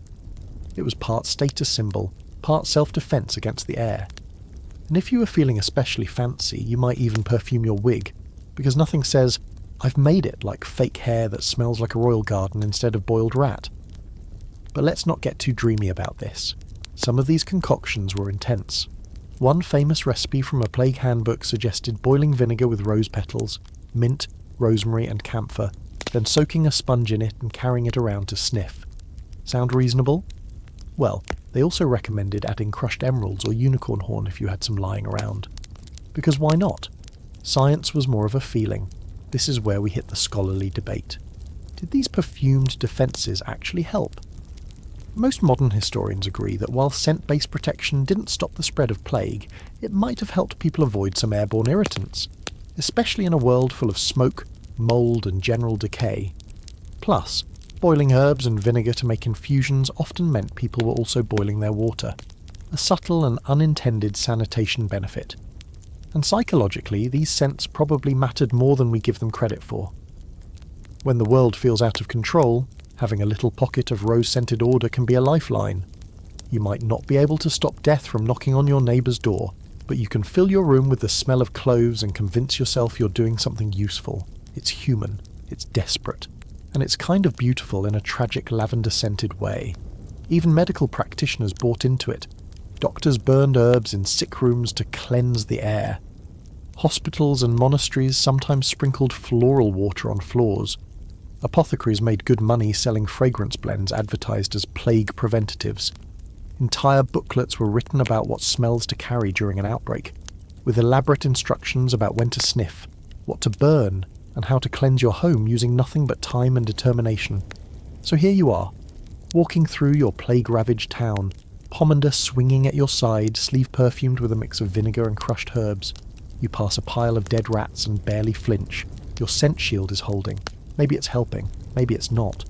But in this world of endless sickness and filth, sometimes belief is the most powerful medicine you've got. And next, we're heading into the velvet-draped, gold-encrusted halls of medieval royalty to see if all that wealth actually bought them cleaner lives. Spoiler, having servants doesn't always mean your privy smells like roses. Prepare yourself for chamber pots, perfume overload, and some very questionable royal hygiene choices. Time to raise the portcullis and slip into the perfumed corridors of power. Tonight, we're stepping out of the pig-strewn peasant lanes and into the opulent, draughty halls of medieval royalty. Gold leaf, velvet tapestries, towering hairstyles, and chamber orchestras fill the fantasy, until you catch a whiff of the truth. Because here's the dirty little secret no history book with gilded edges wants to admit. Being royal didn't mean being clean. It just meant your filth wore nicer shoes. You enter the grand hall of a medieval castle. It's impressive. Stone pillars, enormous hearths, stained glass filtering pale light across polished floors. But move past the initial sparkle, and you'll notice a less romantic detail. The smell. Not overpowering, but lingering. Like wet fur mixed with old wine and something faintly human. It's not that the place is neglected, there are servants scurrying everywhere. It's just that the entire concept of clean, in the royal world, was filtered through a lens of ritual, not sanitation. Let's start with bathing. Royals had bathtubs. Yes, wooden tubs lined with linen, sometimes fitted with metal inserts to hold heated water, and surrounded by curtains to keep out draughts and wandering eyes. When the king or queen decided to bathe, it was an event. Servants hauled buckets of hot water, scented the bath with herbs, and sometimes even played music to soothe the royal nerves. But here's the catch. It happened maybe a few times a year, if that. Daily bathing wasn't just uncommon, it was thought to be dangerous. Opening the pores invited illness, remember? So a royal might sit in scented water on holidays or before coronations, but the rest of the time they relied on layers of clothing, frequent linen changes, and rivers of perfume to cover the natural odour monarchy. And yes, they smelled better than peasants. But that's not saying much. That's like saying warm garbage smells better than hot garbage. Technically true, still rough on the nose, which brings us to perfume. Royal courts reeked of it, in every sense. Lavender sachets sewn into sleeves, rosewater dabbed onto necklines, even cinnamon oil rubbed into hair. Rooms were fumigated with incense or strewn with rushes soaked in aromatic oils.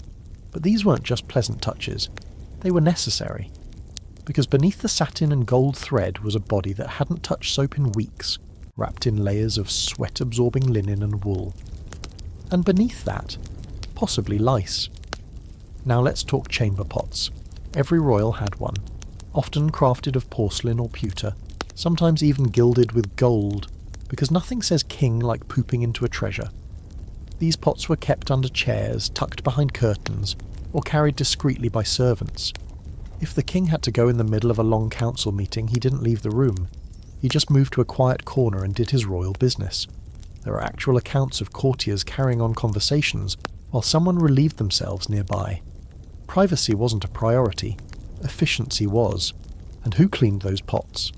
Enter the groom of the stool, one of the most trusted and oddly prestigious positions in the English royal court.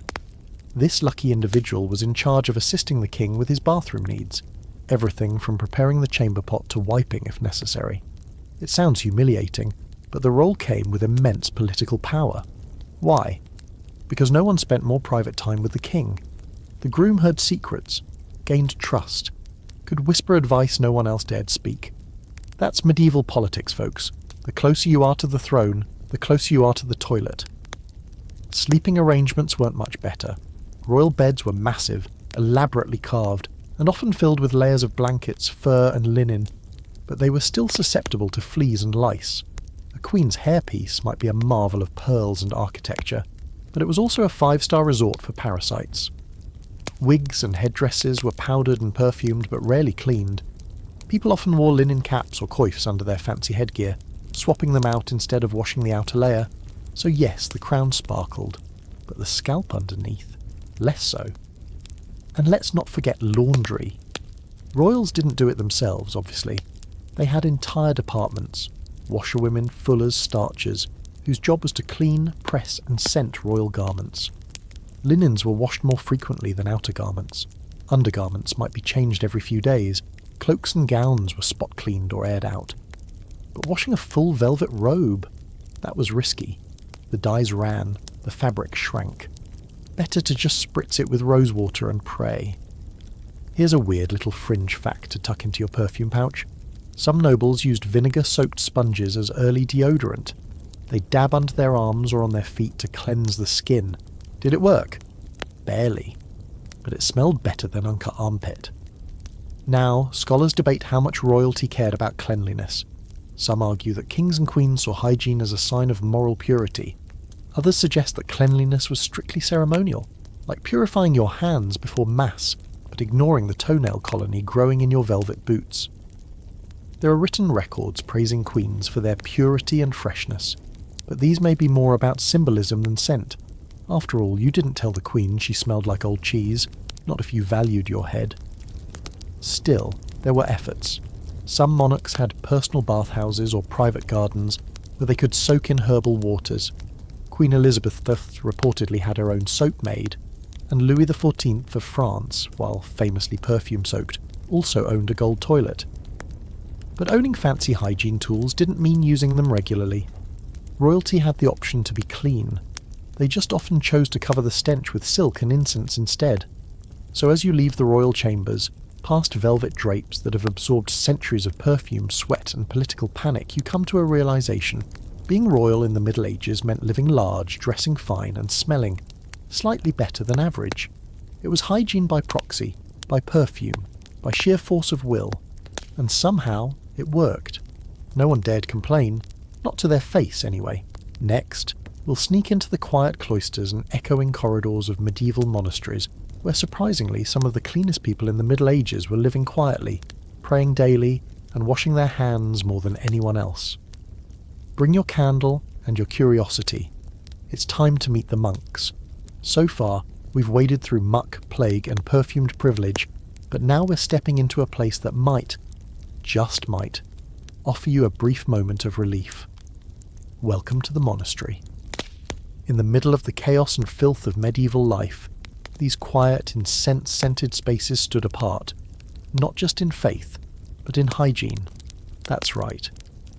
Among the chanting and the calligraphy, the monks were scrubbing up, washing their hands and, brace yourself, sometimes even bathing. Don't get too excited though. This wasn't a medieval version of a wellness spa. It was still the Middle Ages after all. But by comparison, the monastery was practically a 5-star hotel. Let's set the scene. You walk through the gates of a Benedictine monastery. The air immediately quieter, cooler, almost reverent. The walls are made of thick stone, the gardens carefully tended, and everything moves in a calm rhythm, no pigs snorting through the streets, no chamber pots flying from upper windows. The smell, not great but definitely less aggressive. Herbs grow along the walls, sage, rosemary, thyme. The monks are chanting in the chapel, their bare feet padding softly along clean stone floors. And tucked in the corner of the courtyard is something you haven't seen in weeks. A wash basin. Yes, water. Fresh water. Flowing from a fountain connected to a cistern system built specifically to keep things clean. The cloister's lavatorium is a designated space for hand washing before meals and prayers. There are basins lined in stone with clean cloths nearby. A monk walks by, carefully drying his hands after scrubbing them with, get this, soap. It's coarse, grey, made from ashes and animal fat like the usual kind, but they actually use it regularly. Why the emphasis on hygiene? Because in monastic life, cleanliness was next to godliness.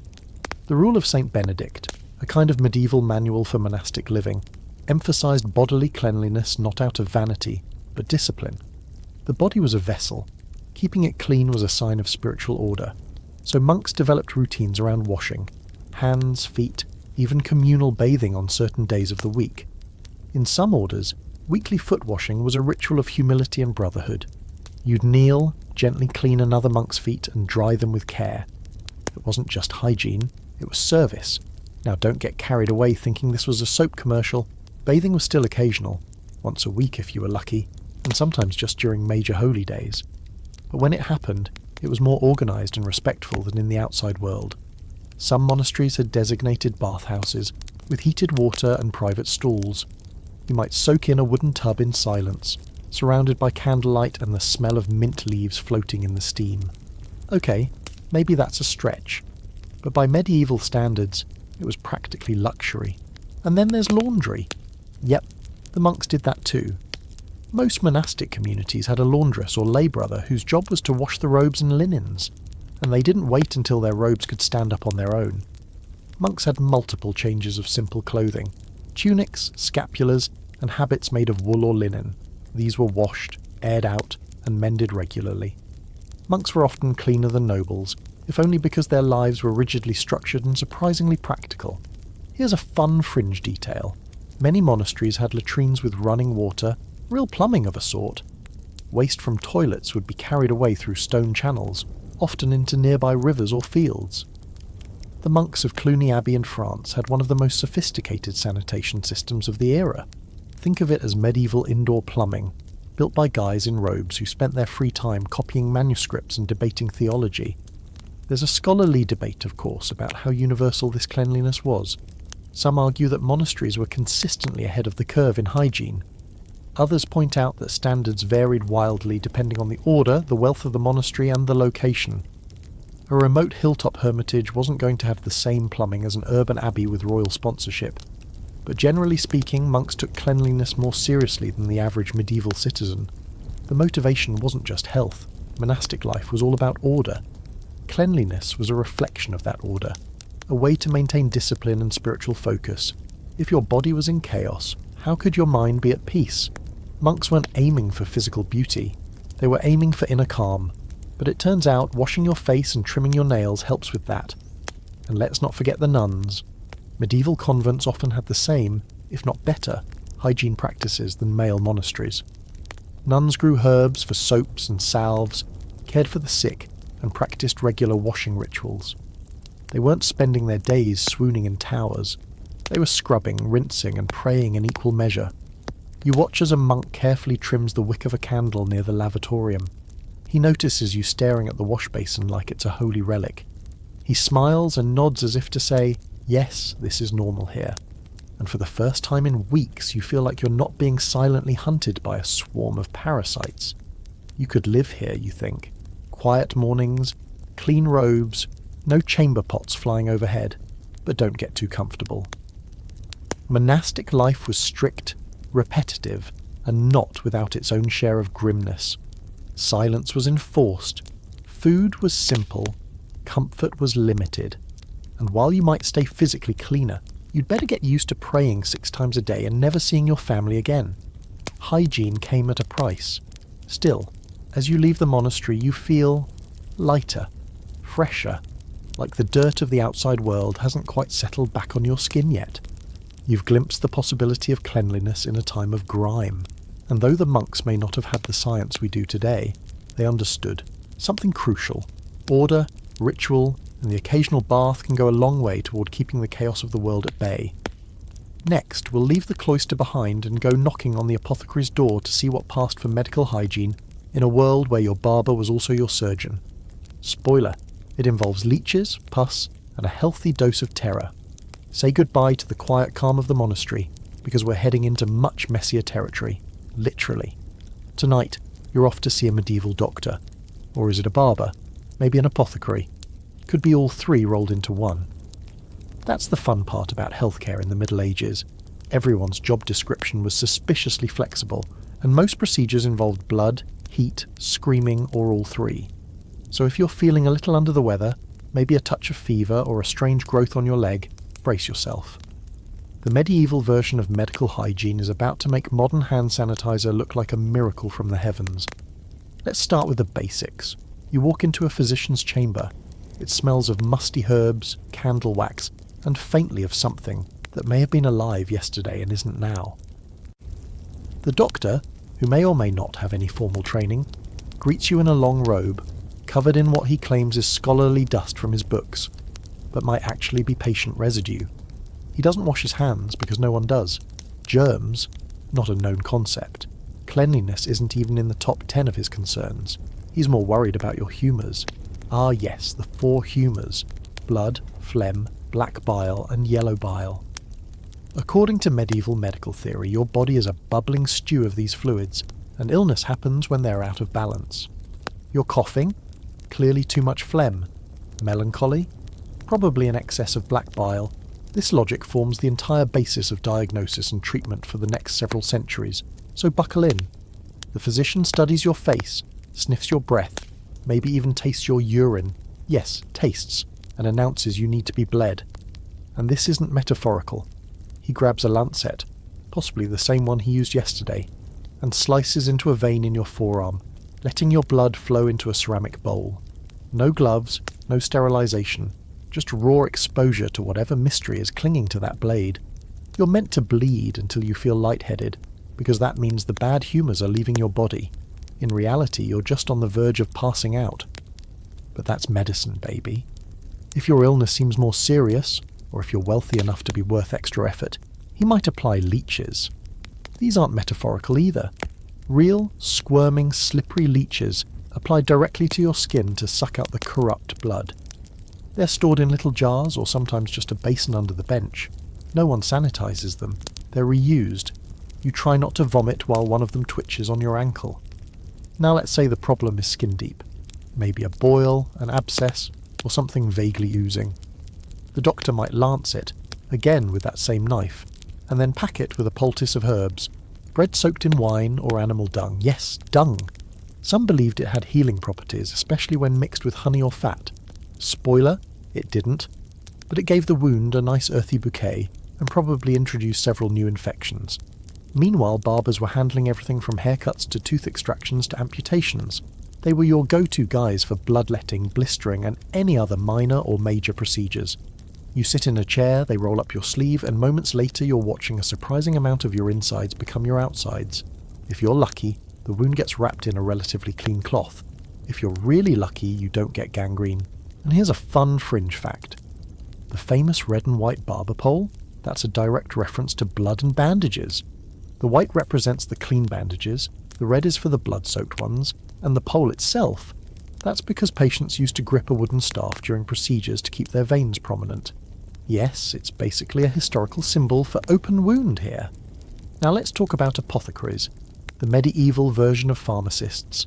These were your potion masters, your herbal experts, your dealers in strange powders and even stranger beliefs.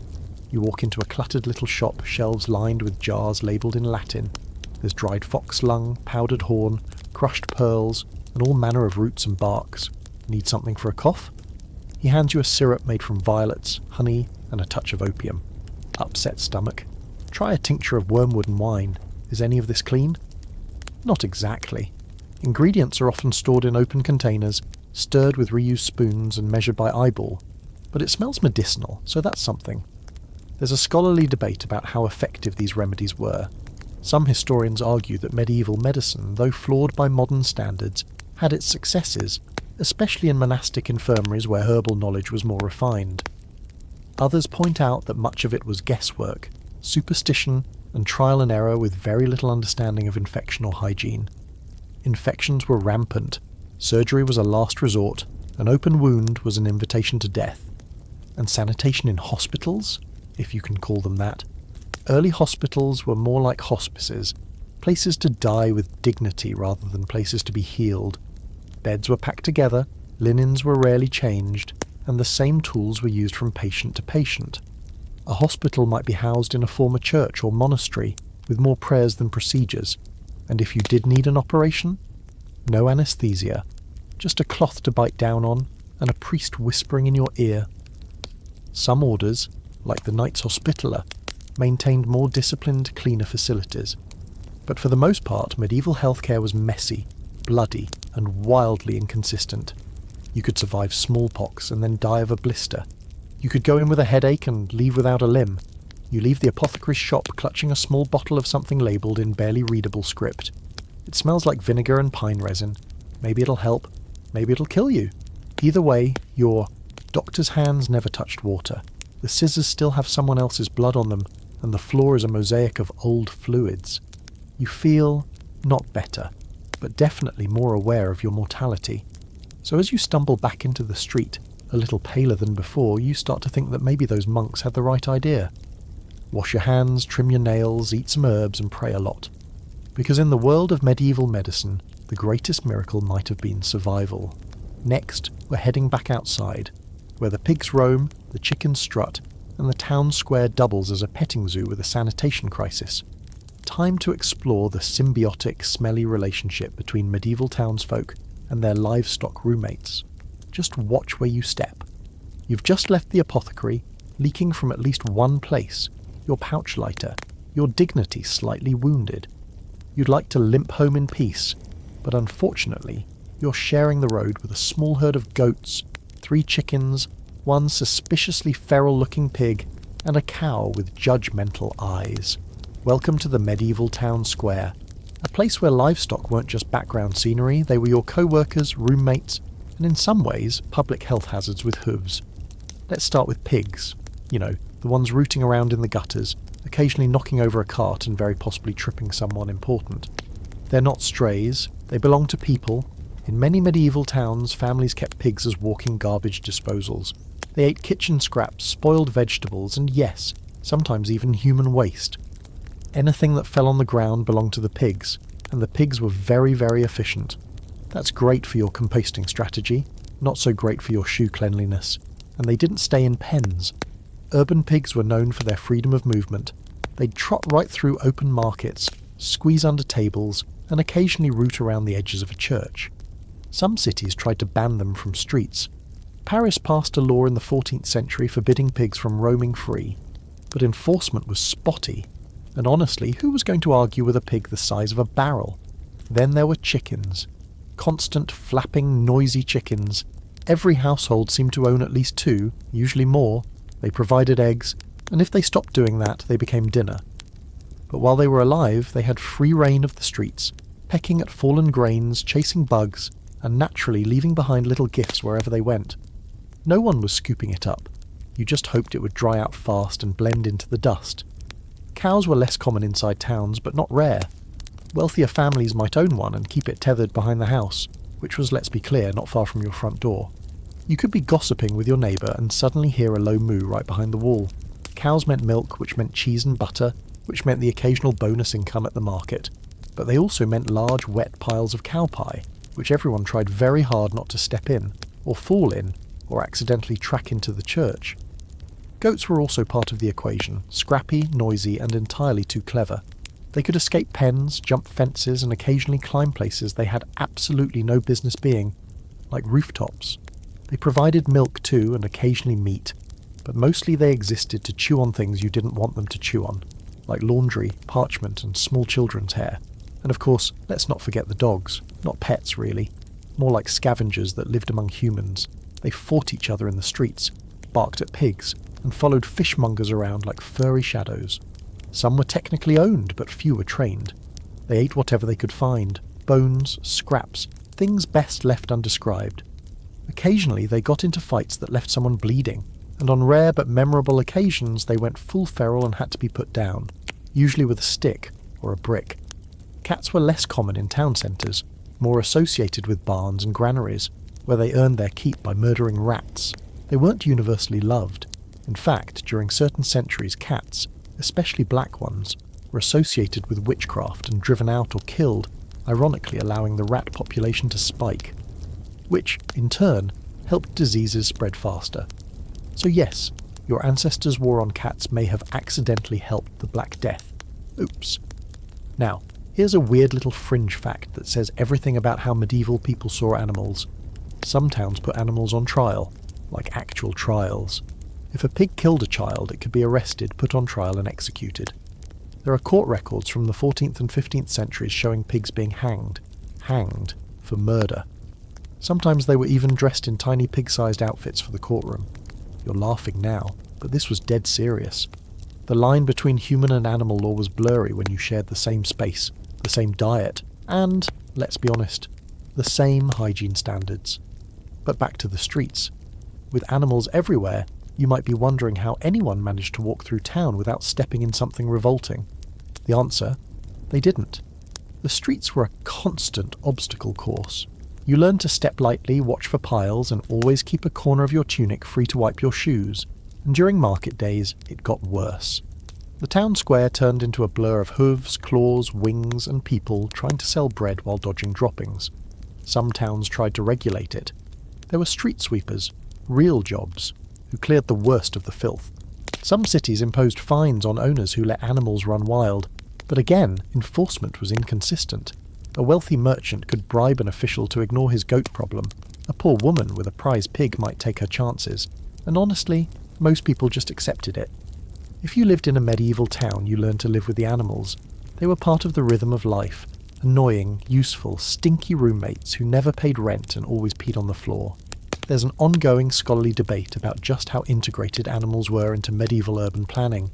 Some argue that the cities were built for mixed use, humans and animals side by side, because that's how the economy worked. Others say animals were tolerated but not welcomed, and that increasing urbanization in later centuries pushed them out. Either way, for most of the medieval period, livestock were part of the scenery, and not the background part. The up-close, loud, smelly, possibly biting foreground. So, as you make your way home, you dodge a goat climbing onto a cart, step over a particularly fresh cow pile, and wave to a boy chasing a runaway chicken down the alley. It's noisy, chaotic, and smells faintly of cheese gone wrong. But it's normal. You live in a town that breathes, eats, and yes, poops with its animals. Next time we'll turn our attention to the bathhouse, a place of social gathering, bodily exposure, and increasingly sketchy reputation. Communal tubs, gossip, and a decline into something the church really didn't want you enjoying. Towel optional. You've braved the streets full of pigs, the goat ambushes, the surprisingly violent chickens, and somehow managed to keep your ankles intact. But now you're about to step into a place that promises warmth, water, and, dare we say it, relaxation. Welcome to the medieval public bathhouse, a steamy oasis of shared tubs, slippery floors, and conversation that ranges from political gossip to very personal rashes. On the surface, bathhouses seem like a miracle, a rare chance to get warm, clean, and social all in one visit. But don't get too comfortable, because what starts as a scrub could very well turn into scandal. You duck under a wooden sign etched with a worn-looking towel and step inside. The air is heavy with steam, and the mingled scent of rosemary, old soap, wet skin, and damp wood. You can barely see across the room. The bathhouse is loud, men shouting to each other across the pools, women laughing behind wooden partitions, and the rhythmic splash of water hitting stone. At first glance it feels like a spa day. At second glance, well, things get complicated. Bathhouses were a big deal in medieval towns, especially in places like Germany, the Low Countries, and parts of France and Italy. They started out innocently enough, a public health effort, a place where people could bathe regularly, especially if they didn't have the means at home. Some towns even had laws encouraging regular visits. Certain guilds scheduled mandatory bathhouse days for apprentices. Cleanliness was briefly trending. Inside, you find a large heated pool surrounded by benches and smaller tubs for rinsing. Attendants, known as stewards or bathers, move between patrons with buckets of hot water. Soap is available, usually the scratchy, lye-based kind, but there are also bowls of ash and sand for exfoliation. People shave, scrub and soak. They're not shy about it either.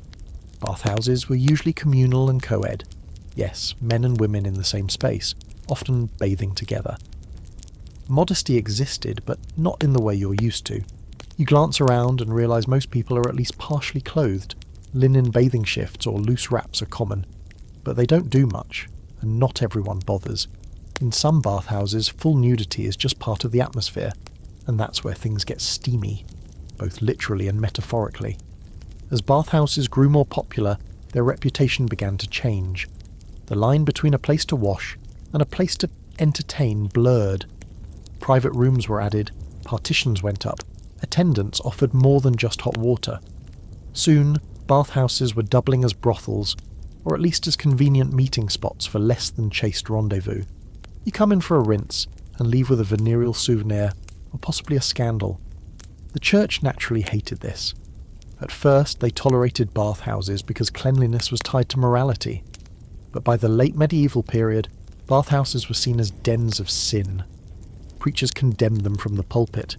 Bishops issued bans. In some cities, the church tried to close them altogether, citing sexual immorality, disease, and the mixing of the sexes. The irony? The more forbidden they became, the more popular they got. Because nothing sells quite like disapproval. Now here's a strange but true fringe fact. Some bathhouses had menus, literal menus, listing not just services and prices, but also who was available to assist you, some with skill ratings. You could choose your bath temperature, your soap, your massage, and possibly your company for the evening. These places blurred the line between wellness centre and very damp nightclub. Of course, not all bathhouses were scandalous. Many genuinely tried to keep things clean and respectful. Some towns had gender-segregated bathing days, or even separate facilities altogether. Others posted rules: no roughhousing, no indecent exposure, no loose behaviour. But rules are only as good as their enforcement, and when a place smells of herbs and sweat and everyone's already mostly naked, well, temptation had a very strong recruiting strategy. There's a scholarly debate about whether bathhouses were actually dangerous, or just a convenient target for moral outrage. On one hand, yes, the spread of disease, particularly STIs, was a risk. But then again, avoiding bathhouses didn't stop people from catching things elsewhere. Some historians argue that shutting them down probably made public hygiene worse. Others believe that the moral panic was exaggerated, fueled by misogyny and the church's obsession with controlling bodies. What's clear is that bathhouses were complicated, a mix of social hub, wellness centre, dating app, and public health experiment. And they weren't just for the rich. Everyone used them. Peasants, merchants, nobles, clergy, sometimes secretly. Even the occasional visiting dignitary. You'd find someone discussing politics in one corner, a baker getting his back scrubbed in another, and two teenagers whispering in the steam behind a partition. It was equal parts bath and theatre. You went to get clean, sure, but you also went to see and be seen. Then came the plague. The Black Death, always the party pooper, changed everything. Fear of contagion caused many bathhouses to close. The idea of sharing water with strangers suddenly felt more like a death sentence than a luxury. Some reopened later, often with stricter rules. Others were repurposed or abandoned. And while the bathhouse never completely disappeared, its golden age was definitely over by the 16th century. In its place came the idea of private washing, and eventually, centuries later, the modern bathroom. But tonight you soak in the tub surrounded by voices and steam. A woman across the room scrubs her arms while chatting with a merchant about the price of rye. A man nearby sings softly, off-key but cheerful. You close your eyes and let the warmth seep into your bones. It smells faintly of thyme, sweat, and whatever questionable decision the couple behind you is making. But for now, you're relaxed, cleanish. Suspicious of your neighbour, sure, but content. Tomorrow, the scandal will return. The preachers will rant, the stewards will mop up whatever happens behind that curtain. But for tonight, this bathhouse is still clinging to its original promise: warmth, water, and a temporary escape from the grimy grind of medieval life. Next, we'll turn our eyes to the heavens, or rather to the church, and explore how religious beliefs shaped, encouraged, and occasionally sabotaged medieval hygiene. Because when saints meet soap, things get weird fast. Tonight we're climbing out of the bathhouse steam and straight into the steeple. After all, if you want to understand medieval hygiene, or its frequent enthusiastic absence, you've got to talk about the one institution that touched every aspect of daily life, from cradle to grave, dirt to divinity: the church. In a time before science had solid footing and before public health was anything more than a communal shrug, religion filled the gaps. And when it came to staying clean, or deliberately not, the church had opinions. So grab your rosary, maybe a sprig of rosemary for the smell, and let's figure out why your priest might have told you to wash your soul but not your feet. First, let's be fair. The early church didn't outright hate cleanliness. In fact, some early Christian texts praise bathing, especially in the context of ritual purity. Monks and nuns, as we've seen, often kept their environments cleaner than the outside world. Washing hands before meals, feet before prayers, these were regular, almost sacred acts. Cleanliness could represent discipline, humility, and readiness for worship. That said, once we moved into the heart of the Middle Ages, especially post-plague, the tone shifted. The focus turned sharply inward. The soul, the church declared, was what mattered, not the body. You wake up in your village on a Sunday morning. You're itchy, your breath smells like garlic and regret, and your clothes could probably stand up on their own. But you're going to church, so you change into your least-stained tunic and do a quick splash of water on your face. Not because you're trying to look good, vanity's a sin, but because you want to show respect. Physical cleanliness was acceptable when it demonstrated spiritual preparation. Beyond that, well, if you were too focused on looking polished, someone might suspect you were consorting with the devil. Or worse, French. This tension between body and soul played out in strange ways. On one hand, the church endorsed washing before sacraments, encouraged pilgrimages to holy springs believed to heal the body and the spirit, and even maintained public bathhouses in some early Christian communities. On the other hand, they preached against excess bathing, scented oils, and anything that smacked of indulgence. Baths were dangerously close to luxury, and luxury led to sin, which led to, well, eternal damnation. This gave rise to the idea that dirty was holy. Not metaphorically, literally. Saints and ascetics were often praised for refusing to wash. Martyrs who went years without bathing were seen as devout warriors against vanity. Stories circulated of saints who never removed their clothes, who lived in caves, or who grew thick crusts of filth as a sign of their purity. Dirt was their armour, their funk was their faith. Take Saint Benedict Joseph Labre. Not only did he refuse to bathe or wash his clothes, but he also intentionally slept in gutters and refused shelter. People reportedly gagged when he entered a room, but also claimed he glowed with divine light. He stank for Jesus, and everyone respected it, or feared it. It's a fine line. Here's a slightly disturbing fringe fact. Some religious thinkers claim that washing too often might actually invite sin by making you more physically appealing. In other words, if you were too clean, you might tempt others. So really, if you loved your neighbour, you'd stay a little crusty. It was an act of mercy. This moral suspicion toward cleanliness wasn't just personal, it was institutional. The church began regulating bathhouses, condemning their association with sin and sensuality. They tried to close them down during Lent. They frowned on co-ed bathing, and in sermons they warned that washing the body might distract from washing the soul. After all, what's a clean body worth if your heart is filthy with pride? Yet at the same time, the church knew dirt could be a problem. Monasteries kept basic hygiene rules. Pilgrimages were often made to holy wells, or miracle springs, where people believed that washing could heal not just the body but the soul. Some priests even blessed water for its purifying properties. Water, after all, was central to baptism, the ultimate spiritual cleansing. So clearly cleanliness wasn't the problem. Why you were doing it was. Scholars still debate how much the church actually influenced day-to-day hygiene habits. Some argue that church teachings deeply affected how people saw cleanliness, encouraging asceticism, and suspicion toward bodily care. Others suggest that most peasants didn't need religious permission to stay dirty. They were already too poor and busy to worry about soap.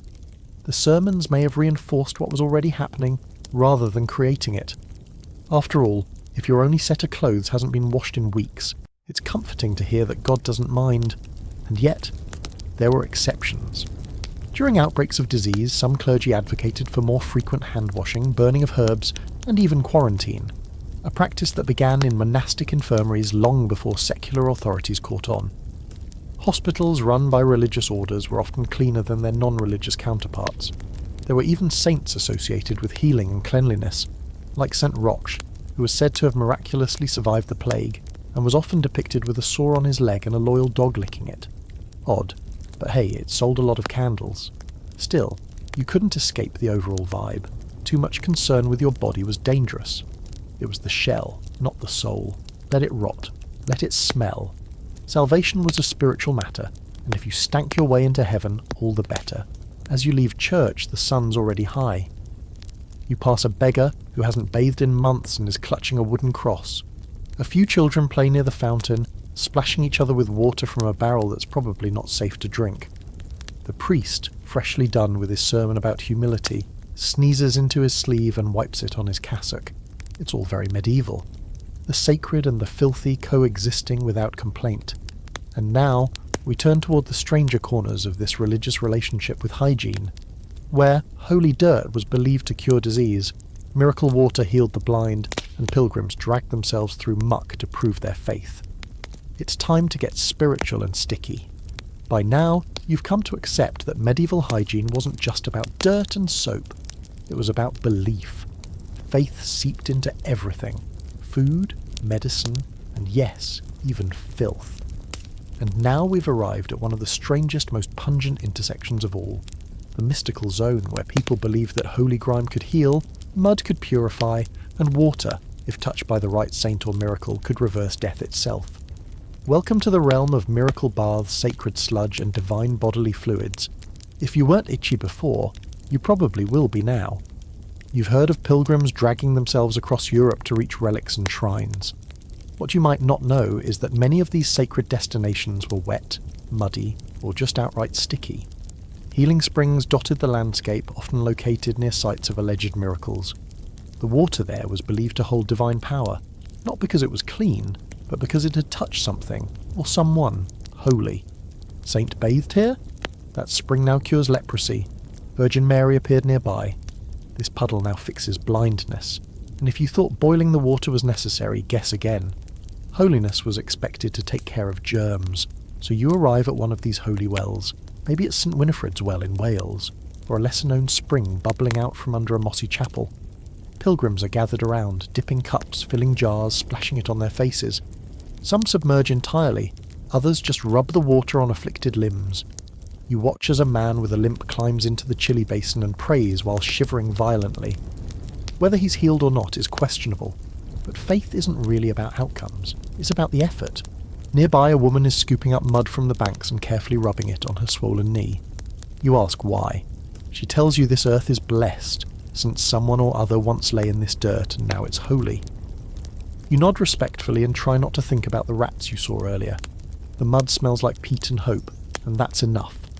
In some cases, the miracle wasn't even in the water. It was in the relic soaking in the water. Pieces of saints' bones, scraps of clothing, even vials of holy blood were sometimes immersed in baths to sanctify them. Pilgrims believed that just touching or bathing in these waters could cure disease, infertility, madness, and a host of other afflictions that modern science would label needs antibiotics immediately. But in a world where medicine meant leeches and guesswork, miracle water was a pretty attractive option. Here's where it gets weirder. In some shrines, the dirt itself was considered a sacred substance. People scooped it up and took it home, not just as a souvenir, but to eat. Yes, ingest. Holy dirt was mixed with bread, sprinkled into porridge, and sometimes baked into little talismans. It was supposed to protect you, strengthen your spirit, and occasionally clear up a suspicious rash. Probably didn't help the plumbing, but that's beside the point, and if you were really devout, or really desperate, You might not even care whether the dirt was technically holy.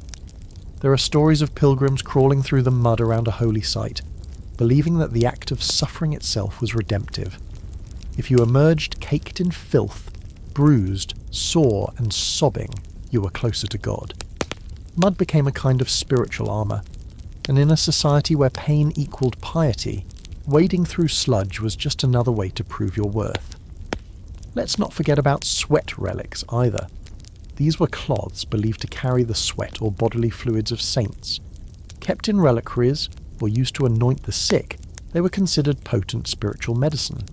Never mind that the cloth was centuries old and had probably passed through 40 sweaty bishops and a few moth infestations. If it touched a holy person, it had power. You rubbed it on your forehead and hoped the boils would go away. Now here's a fringe fact that's so medieval it almost loops around to modern wellness nonsense. Some pilgrims believed that the act of not washing after a holy encounter preserved the divine residue, meaning if you bathed in a sacred spring, you were supposed to let it dry naturally, never wipe it off, and ideally never bathe again. You wanted the holiness to soak in. So yes, someone might have travelled 300 miles for one bath, and then chosen to remain unwashed for months in order to preserve the effect. Sainthood, now available in damp crust. Of course, there's debate about how widespread these practices really were. Some historians argue that holy filth was mostly a fringe belief, limited to especially zealous pilgrims or certain rural regions. Others point to the volume of miracle stories involving mud, water, or relics, and suggest it was a central part of medieval spirituality. Either way, enough people bought into it that shrines across Europe remained in business for centuries, drawing thousands of travellers eager to dunk themselves in whatever liquid was rumoured to fix their problems. And while it's easy to scoff from the safety of the 21st century, think about what they were working with. When doctors bled you with unwashed blades and barbers prescribed dung poultices, a muddy puddle blessed by St. Jerome didn't seem like such a wild option. At least you didn't need a prescription or a copay. Just a little faith, a long walk, and a high tolerance for earthy textures. So here you are, drying in the sun, your clothes stiff with miracle mud, your skin tingling from either holiness or mild infection. Either way, you feel hopeful. You've done the thing. You've touched the water. You've eaten the dirt. You're part of the tradition now. And even if you're not healed, you feel lighter. Whether that's divine intervention or dehydration is up for debate. Next up, we'll take a sharper turn into the more judgmental side of medieval hygiene. The belief that washing too often was suspicious, vain, or even sinful. Because nothing says God is watching like someone scolding you for your clean fingernails. So you've scrubbed in sacred springs, patted miracle mud onto your swollen ankles, and maybe even tasted a bit of sanctified dirt. Congratulations, your soul's sparkling even if your body still smells like a sheepfold. But now comes the twist. You finally feel a little clean, and suddenly people are looking at you weird. Because in some parts of the Middle Ages, washing too much didn't just make you stand out, it made you suspicious. Maybe even sinful. That's right. Welcome to the era where being clean could land you in hot theological water, which, ironically, you were supposed to avoid. It starts small. You've washed your hair, someone notices. You trying to impress someone, they ask, half joking, half judging. Another whispers, bit vain, don't you think? And suddenly, the room's temperature drops a few degrees. Because personal cleanliness, in certain religious circles, came dangerously close to pride. One of the 7 deadly sins. And nothing in medieval society was scarier than being too proud, especially about your body. Vanity wasn't just about fancy clothes or showing off. It extended to how much attention you gave to grooming. Trimmed nails, pride, glossy hair, pride, shiny skin, pride and possible witchcraft, depending on how you achieved that glow. People who bathed regularly, or worse, scented themselves, were often assumed to be too focused on worldly pleasures. They weren't just trying to look nice. They were distracting others, tempting the opposite sex, or placing the needs of the flesh above the needs of the soul. Of course, there's some nuance here. Washing before church? Good. Washing before a feast to honour a saint? Fine. Washing twice a week and smelling faintly of lavender on a random Tuesday? Risky. That was just asking for gossip. And in close-knit communities where everyone noticed everything, it didn't take much to earn a reputation. She's always clean, someone might whisper, but never at Mass. You didn't want to be that person. This wasn't just a rural superstition thing. Even in cities, certain classes frowned on excessive hygiene. For labourers, who toiled in dirt and sweat, someone with spotless clothes was either rich or idle, and idleness was another sin. In the medieval moral hierarchy, being busy and grubby was better than being clean and doing nothing. Even merchants, who were usually more concerned with appearance, didn't want to look too polished. That might make you seem soft, or French, or worse, courtly. Now here's a fascinating fringe belief. In some areas, it was thought that washing regularly made you physically weaker. Yes, weaker. The logic? Bathing opened your pores, which let in disease, yes, but also weakened your humours. A peasant who bathed too often might fall ill, or lose their appetite, or become emotionally fragile. Bathing could literally wash away your strength. That sounds ridiculous today, but remember, medical advice back then also included things like tie a dead mole around your neck to cure a sore throat. So, relatively speaking, it was one of the less insane ideas. And then, there's the whole issue of class. If you were clean all the time, people might mistake you for nobility, or worse, assume you were pretending to be nobility. In a world with strict social hierarchies, where everyone knew their place, this was dangerous. Sumptuary laws dictated what you could wear based on your class, but hygiene, that was a grey area. Smelling like rosewater when you were supposed to smell like cow, that wasn't ambition, that was subversion. The church, as usual, had thoughts. While monasteries promoted hygiene as a form of spiritual discipline, other religious authorities warned against it as an indulgence. Preachers condemned women who spent too much time grooming. They warned that scented oils led to fornication, that clean skin tempted demons, and that idle hands, especially clean ones, were the devil's playground. In sermons, cleanliness was often bundled with other soft sins: laziness, luxury, lust, all that good, clean fun. There's a scholar-fueled debate about how widespread this anti-hygiene mindset really was. Some argue it's overstated, that most people didn't associate washing with sin, they just didn't have the resources to do it. Others point to the volume of religious texts and social records that link cleanliness with suspicion, and say, yeah, if you smelled too good in 1340, someone probably thought you were possessed. The truth likely sits somewhere in the middle. Attitudes varied wildly depending on geography, class and religious climate. In other words, in one village you might be praised for your rosy cheeks, in another, burned for witchcraft because of your suspiciously smooth elbows. And let's not forget the gendered double standard. Women were often expected to maintain a certain level of appearance, enough to seem modest and clean, but not so much that they appeared seductive. That was a tightrope walk through a field of judgmental monks. Men, meanwhile, could look as filthy as a barn wall and still be considered pious.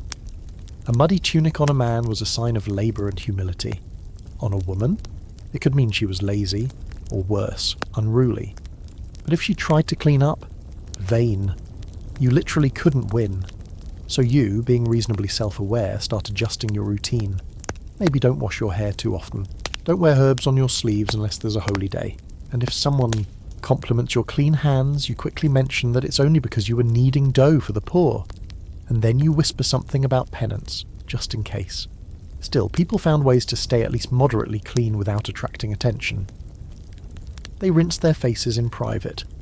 They wore linen shifts under their clothes to absorb sweat, swapping those out without needing to wash their outer garments. They scented their bedsheets or burned herbs indoors. Hygiene didn't disappear, it just went stealth mode. After all, even in an age of suspicion, no one likes lice. You walk through the market square noticing who's just clean enough to seem respectable, and who's looking a little too radiant for a Tuesday. Everyone is managing appearances, walking that line between pious and suspicious. The baker smells faintly of flour and bay leaves. Harmless. The weaver's daughter is glowing, and everyone's staring. Meanwhile, you're wondering if it's too early in the season to scrub your cloak, or if someone will take it as a sign you've gotten above yourself. And so, we come to the twisted medieval conclusion. Be clean enough to not die, but not so clean that people think you're enjoying it. Because in a world where morality, vanity and filth were locked in an eternal three-way fight, the greatest virtue might just have been looking slightly better than your neighbour, but never too much. Coming up next, we're going back to basics, literally to look at what medieval toilets were like across castles, cottages, and the increasingly tragic attempts to make them more private. Spoiler, there's a lot of wood, a lot of holes, and very little dignity. You've endured the bathhouse scandal, dabbled in sacred dirt, and survived the great soap-shaming of the overly clean. But tonight, we're dropping all pretences and heading into one of the most unavoidable and deeply humbling parts of medieval hygiene, the toilet. Yes, it's time. You've got to go. And in the Middle Ages, that meant aiming your business over a hole in the floor and praying to every saint you knew that the wind was blowing in the right direction. So where did people actually go to relieve themselves? That depends on who you were and how high up, literally and socially, you happen to be. Let's start at the top. You're in a castle, perched high above the landscape, and somewhere between the battlements and the buttery is a narrow, drafty little room called the garderobe. Don't let the fancy name fool you. It's not glamorous.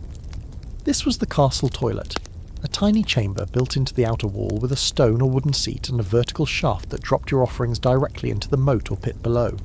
Sometimes, a stone slab featured a keyhole opening. Sometimes, just a long wooden bench with more than one hole, because apparently privacy was overrated. The air inside, best described as perpetual wind tunnel with notes of despair.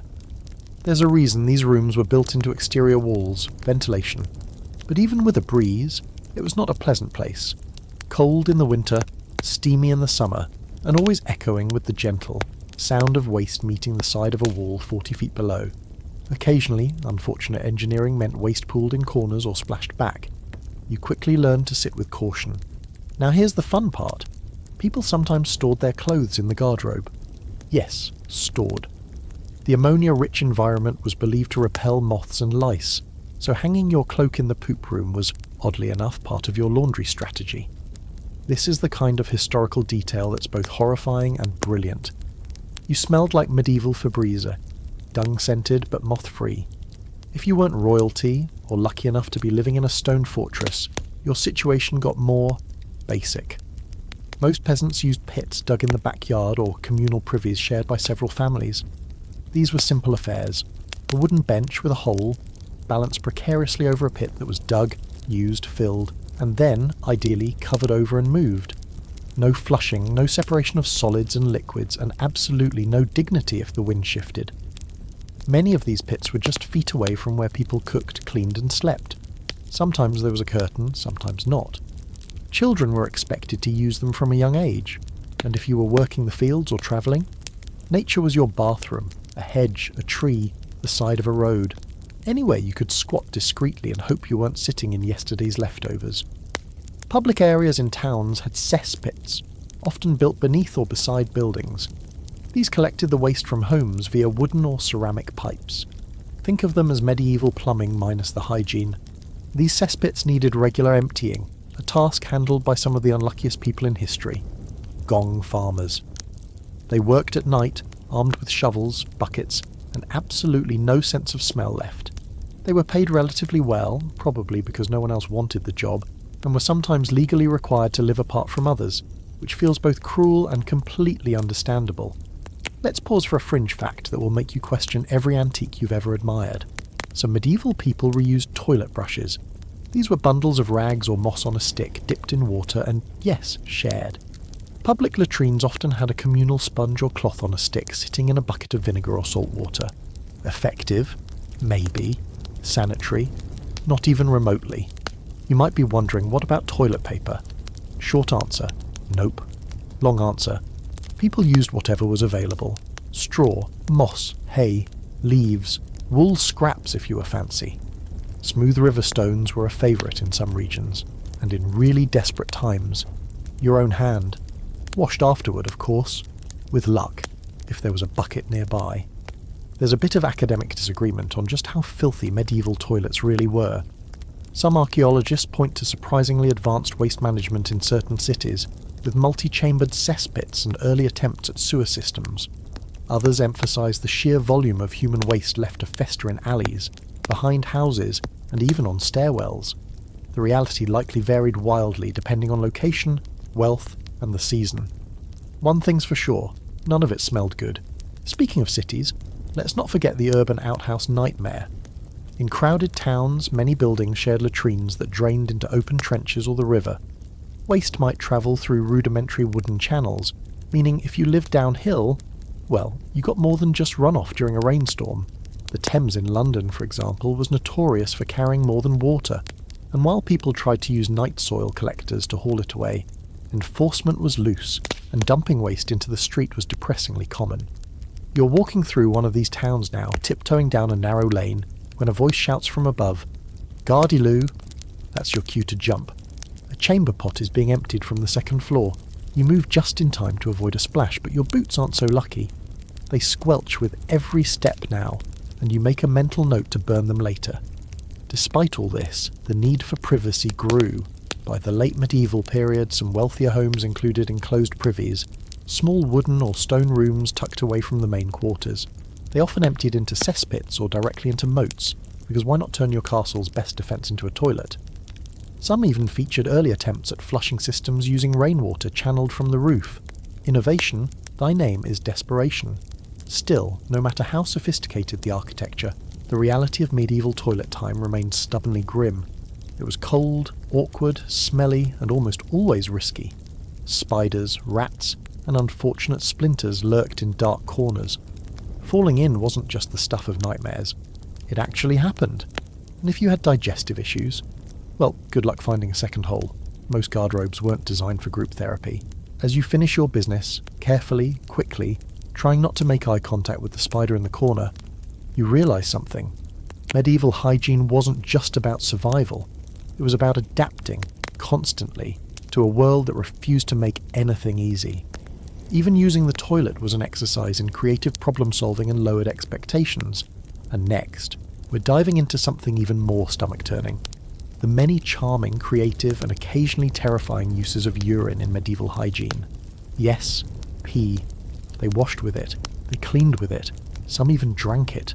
You're not ready, but we're going there anyway. All right, it's time. You've done the mud, the sweat, the monks, the moats, and now you're standing at the very edge of medieval hygiene's strangest, smelliest frontier. Welcome to the world of urine, also known in the Middle Ages as chamber lye, aqua vitae, or, let's be real, just pee. That's right. Tonight we're exploring how the very fluid you're trying to discreetly dispose of after dinner was once the centerpiece of household cleaning, medicine, laundry, and even personal grooming. This is not a drill. People were out here bathing in it, boiling it, sniffing it, and yes, gulp, sometimes even tasting it. So let's begin with laundry, because somehow this is the least upsetting use of urine. In an era before bleach detergent or literally any other effective cleaning product, people had to get creative with whatever mildly corrosive liquid was available. Enter urine. Fresh pee isn't particularly strong, but let it sit for a few days and it breaks down into ammonia, which, surprise, is an excellent natural cleanser. It cuts grease, lifts stains, and eats through grime. Medieval fullers, those were the folks who cleaned and processed wool, relied on huge vats of old urine to soak fabric, remove lanolin and whiten the cloth. They'd then stomp on it barefoot, squishing it between their toes like grapes in a wine press. Just don't think too hard about that image. And this wasn't a fringe practice. In cities like London, Edinburgh and Paris, people would actually collect urine from chamber pots and sell it to fullers. Some towns even had public urine troughs for donations. It's like a weird medieval recycling program, except instead of sorting plastics, you're lugging around buckets of stranger pee. If you had a full chamber pot in the morning, it wasn't waste, it was profit. But the usefulness of urine didn't stop at laundry. Oh no, it wormed its way into medicine too. Got acne? Rub some warm urine on it. Toothache? Rinse your mouth with a fresh morning sample. Ideally your own, because who knows where other people have been. Blisters, burns, even animal bites, urine poultice. It was believed to draw out infection, reduce inflammation, and rebalance the humours. In fact, some physicians claimed that urine had both diagnostic and healing properties. That's why they didn't just look at it, they tasted it. Yes, medieval doctors were highly trained in uroscopy, the art of examining urine to determine a patient's condition. They'd pour your sample into a clear glass bottle, called a matula, and then hold it up to the light, swirling it around like a fine wine. They observed colour, clarity, odour, and even texture. A few bold souls would dip a finger in and give it a taste. Fruity, might be diabetes. Bitter, Possibly liver disease? Pungent and cloudy? Well, something's definitely wrong. There were even urine colour charts, literal medieval mood rings made of pee. And speaking of flavour, yes, some people took things even further. There are scattered records of drinking urine for its healing properties, especially among alchemists and fringe mystics. They believed urine carried the essence of the body's internal balance, so naturally, the solution to imbalance was to reintroduce it, kind of like kombucha, but more horrifying. Luckily, this wasn't widespread, but the fact that anyone did it is enough to ruin your next lemonade. Meanwhile, barbers and surgeons, those medieval jack-of-all-bloody trades, also used urine as a sterilising agent. Don't get too excited, they didn't understand germ theory. They just noticed that wounds rinsed with old pee didn't always get worse, and sometimes even healed faster, which, given the alternatives like dung or lard, made urine a pretty solid option. Soldiers in particular were encouraged to make water on their own injuries during battle. It was warm, accessible, and kind of free, like battlefield first aid but without any of the dignity. Here's a particularly bizarre fringe fact. In some noble households, morning urine was used as a hair rinse. Why? Because the ammonia could supposedly clean the scalp and even lighten the hair over time. Think of it as proto-bleach.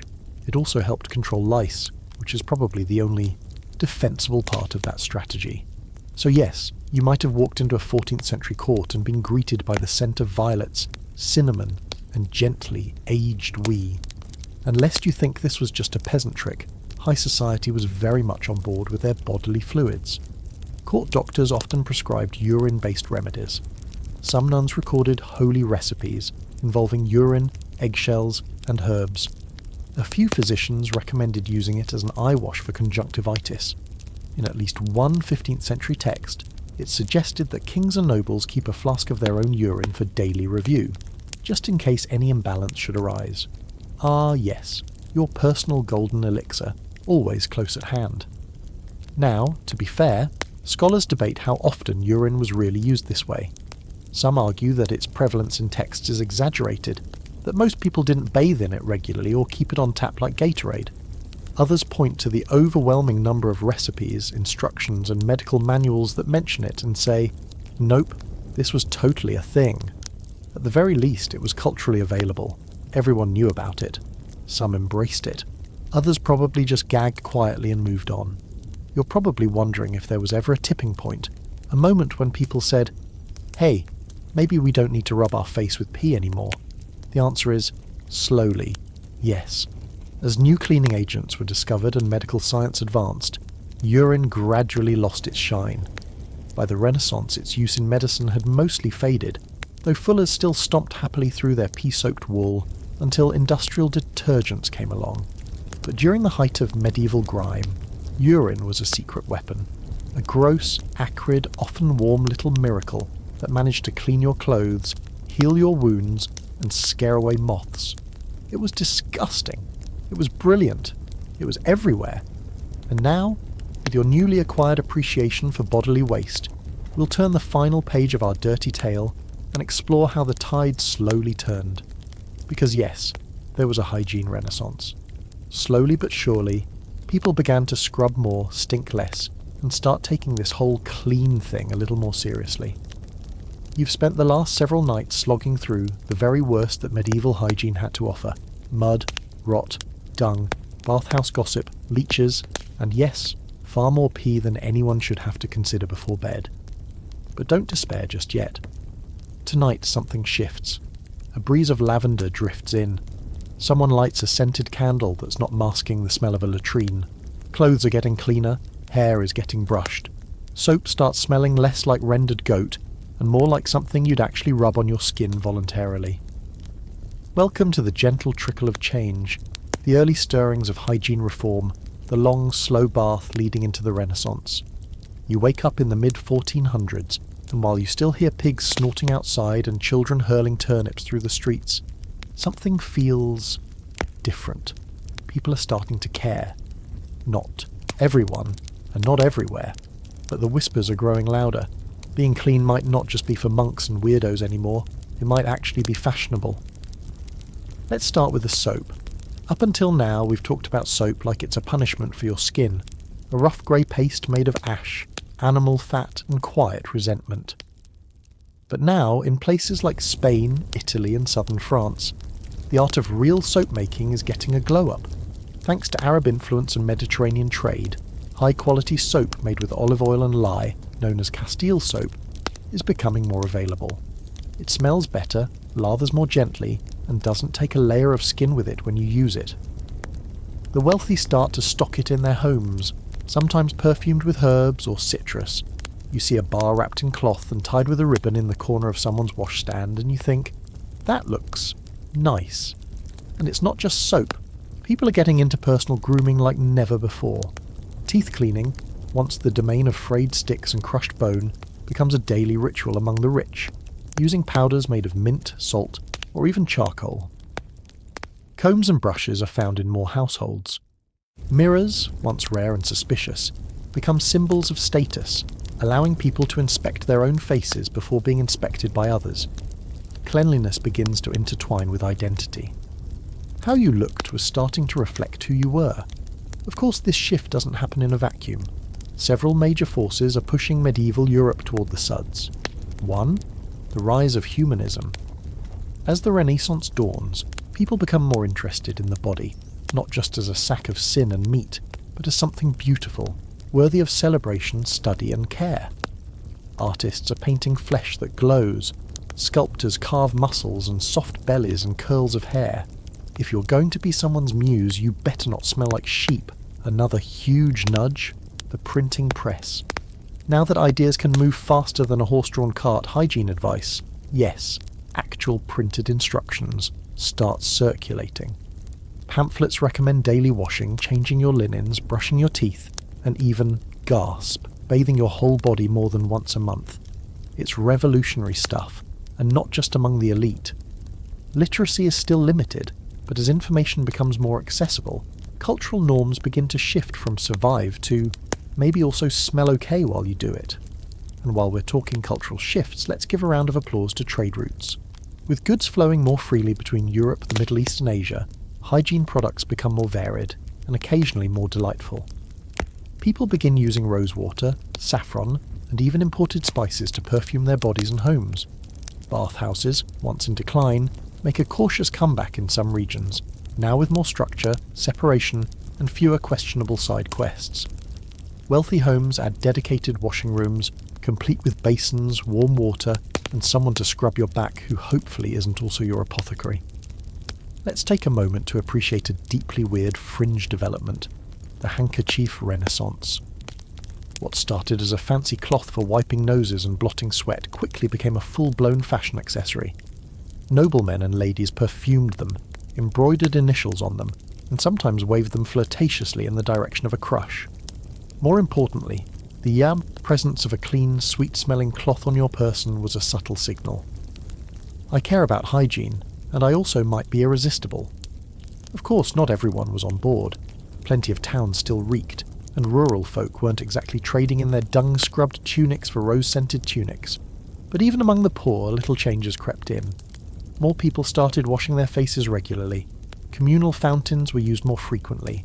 Linen underclothes became more standard, helping absorb sweat and dirt, which, let's be honest, was better than nothing. And slowly, very slowly, cities began thinking about sanitation in a real coordinated way. This brings us to the emergence of urban hygiene planning, a phrase that would have made a 12th century pig herder laugh until he coughed up his own lung. But by the 15th century, some towns and cities were genuinely trying. Streets were being paved and occasionally washed. Public latrines were better maintained. Waste removal services, while still gross, were more regulated. Some cities even designated zones where tanners and butchers could dump their filth, far away from residential areas. It wasn't Paris in spring, but it was a massive upgrade from just throw it in the alley and pray. Scholars debate whether this period marks the true beginning of modern hygiene. Some argue that the real revolution came later, during the Enlightenment or Industrial Age. Others say the seeds were planted here, as public health and cleanliness became tied to civic pride and political image. Kings and nobles began commissioning hygiene reforms not just for moral reasons, but because cleaner cities meant healthier workers, and healthier workers meant more tax revenue. As usual, follow the money. and the soap. You walk through one of these emerging cleaner towns and it feels different. There's still mud, yes, and the occasional mystery puddle, but also little stone fountains, tidy market stalls, even the occasional perfumery with glass bottles in the window. You pass a woman dabbing her temples with scented oil, a child washing his hands before lunch, and a shopkeeper sweeping dust off his doorstep instead of just stomping it into the ground. It's not modern, but it's progress. So while the Middle Ages didn't suddenly discover hot showers and deodorant, they began stumbling, awkwardly, sometimes hilariously, toward a world where not being filthy was no longer a spiritual red flag. Cleanliness was becoming less suspect, more expected. A quiet cultural shift was underway, and for the first time in centuries, smelling decent might not get you accused of sorcery. And now, in our final chapter, we'll step back and look at the big picture. How the grime of the past continues to cling to modern culture. How our current obsession with hygiene grew out of ancient fears, and why history's dirtier centuries still echo in your daily shower routine. You've made it.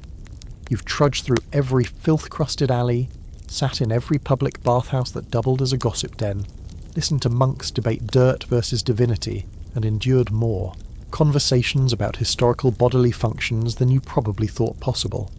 But before we wrap this wonderfully grim tour of medieval hygiene, let's pause for one last rinse, something a little different. Tonight, we're taking a step back. We're looking at the legacy, the big picture, because even though the Middle Ages ended centuries ago, their hygiene habits, or lack thereof, left an impression that still lingers like the faint scent of old chamber lie in a too small room. So, what do we carry with us from that notoriously unwashed era? The truth is, a lot more than you'd think. Every time you reach for a bar of soap, wince at a public restroom, or light a candle in the bathroom for reasons, you're brushing up against the long, strange evolution of cleanliness. A journey that started in a world where being clean was suspicious, washing your hands was optional, and toilets were architectural afterthoughts. Let's start with language. We still use terms rooted in medieval grime. Gardy-loo, that old shout of warning before dumping a chamber pot out the window. It's gone now, but the fear it represented lives on every time someone slams a restroom door and yells, "Don't go in there." Our word loo for toilet may even trace back to that phrase. And toilet itself once meant a dressing table or cloth, proof that bodily business used to be something you did with a touch of grace, or at least lace. And think about modern bathroom design. Those tiled, ventilated, endlessly scrubbed spaces we take for granted. That's centuries of overcompensation for a time when going to the bathroom involved balancing over a hole in the floor while praying you wouldn't fall in or attract a rat. Our obsession with privacy, locks, fans, a full separate room dedicated to just this one task, is a cultural echo of an age where every aspect of hygiene was profoundly public, awkward, and occasionally life-threatening. Even our cleanliness standards come from reacting to the past. The Victorian era, just a few centuries after the late Middle Ages, went full cleanliness overdrive in part because of what came before. Filth had become symbolic of backwardness. The cleaner you were, the more civilized you appeared. Soap ads in the 19th century didn't just promise a nice smell, they promised social mobility. Clean skin became linked with virtue. And that idea didn't pop out of nowhere. It was built on centuries of medieval grime slowly chipping away, and that nervous energy we have around germs, that deep unease about touching subway poles or not washing your hands after sneezing, that's modern science catching up with medieval instinct. People back then didn't understand bacteria, but they knew stench meant danger. They believed in bad air or miasma, and tried to avoid it with herbs, perfumes, and occasionally just holding their breath while passing cesspits. Today, we have hand sanitizer. They had rosemary on a stick. Honestly, same vibe. Let's talk about health rituals too. Detoxing, fasting, herbal tonics, spa weekends. Strip away the branding and what do you have? Echoes of medieval practices. People believed in purging bad humours, sweating out sickness, bathing in restorative waters, or cleansing themselves, spiritually and physically during Lent. Today we drink green sludge and sit in infrared saunas. Is it better? Sure. Is it all that different? Debatable. And there's something almost poetic about how the very practices we once mocked, communal bathing, herbal treatments, minimalism, are circling back into fashion. public bathhouses are making a comeback in wellness culture.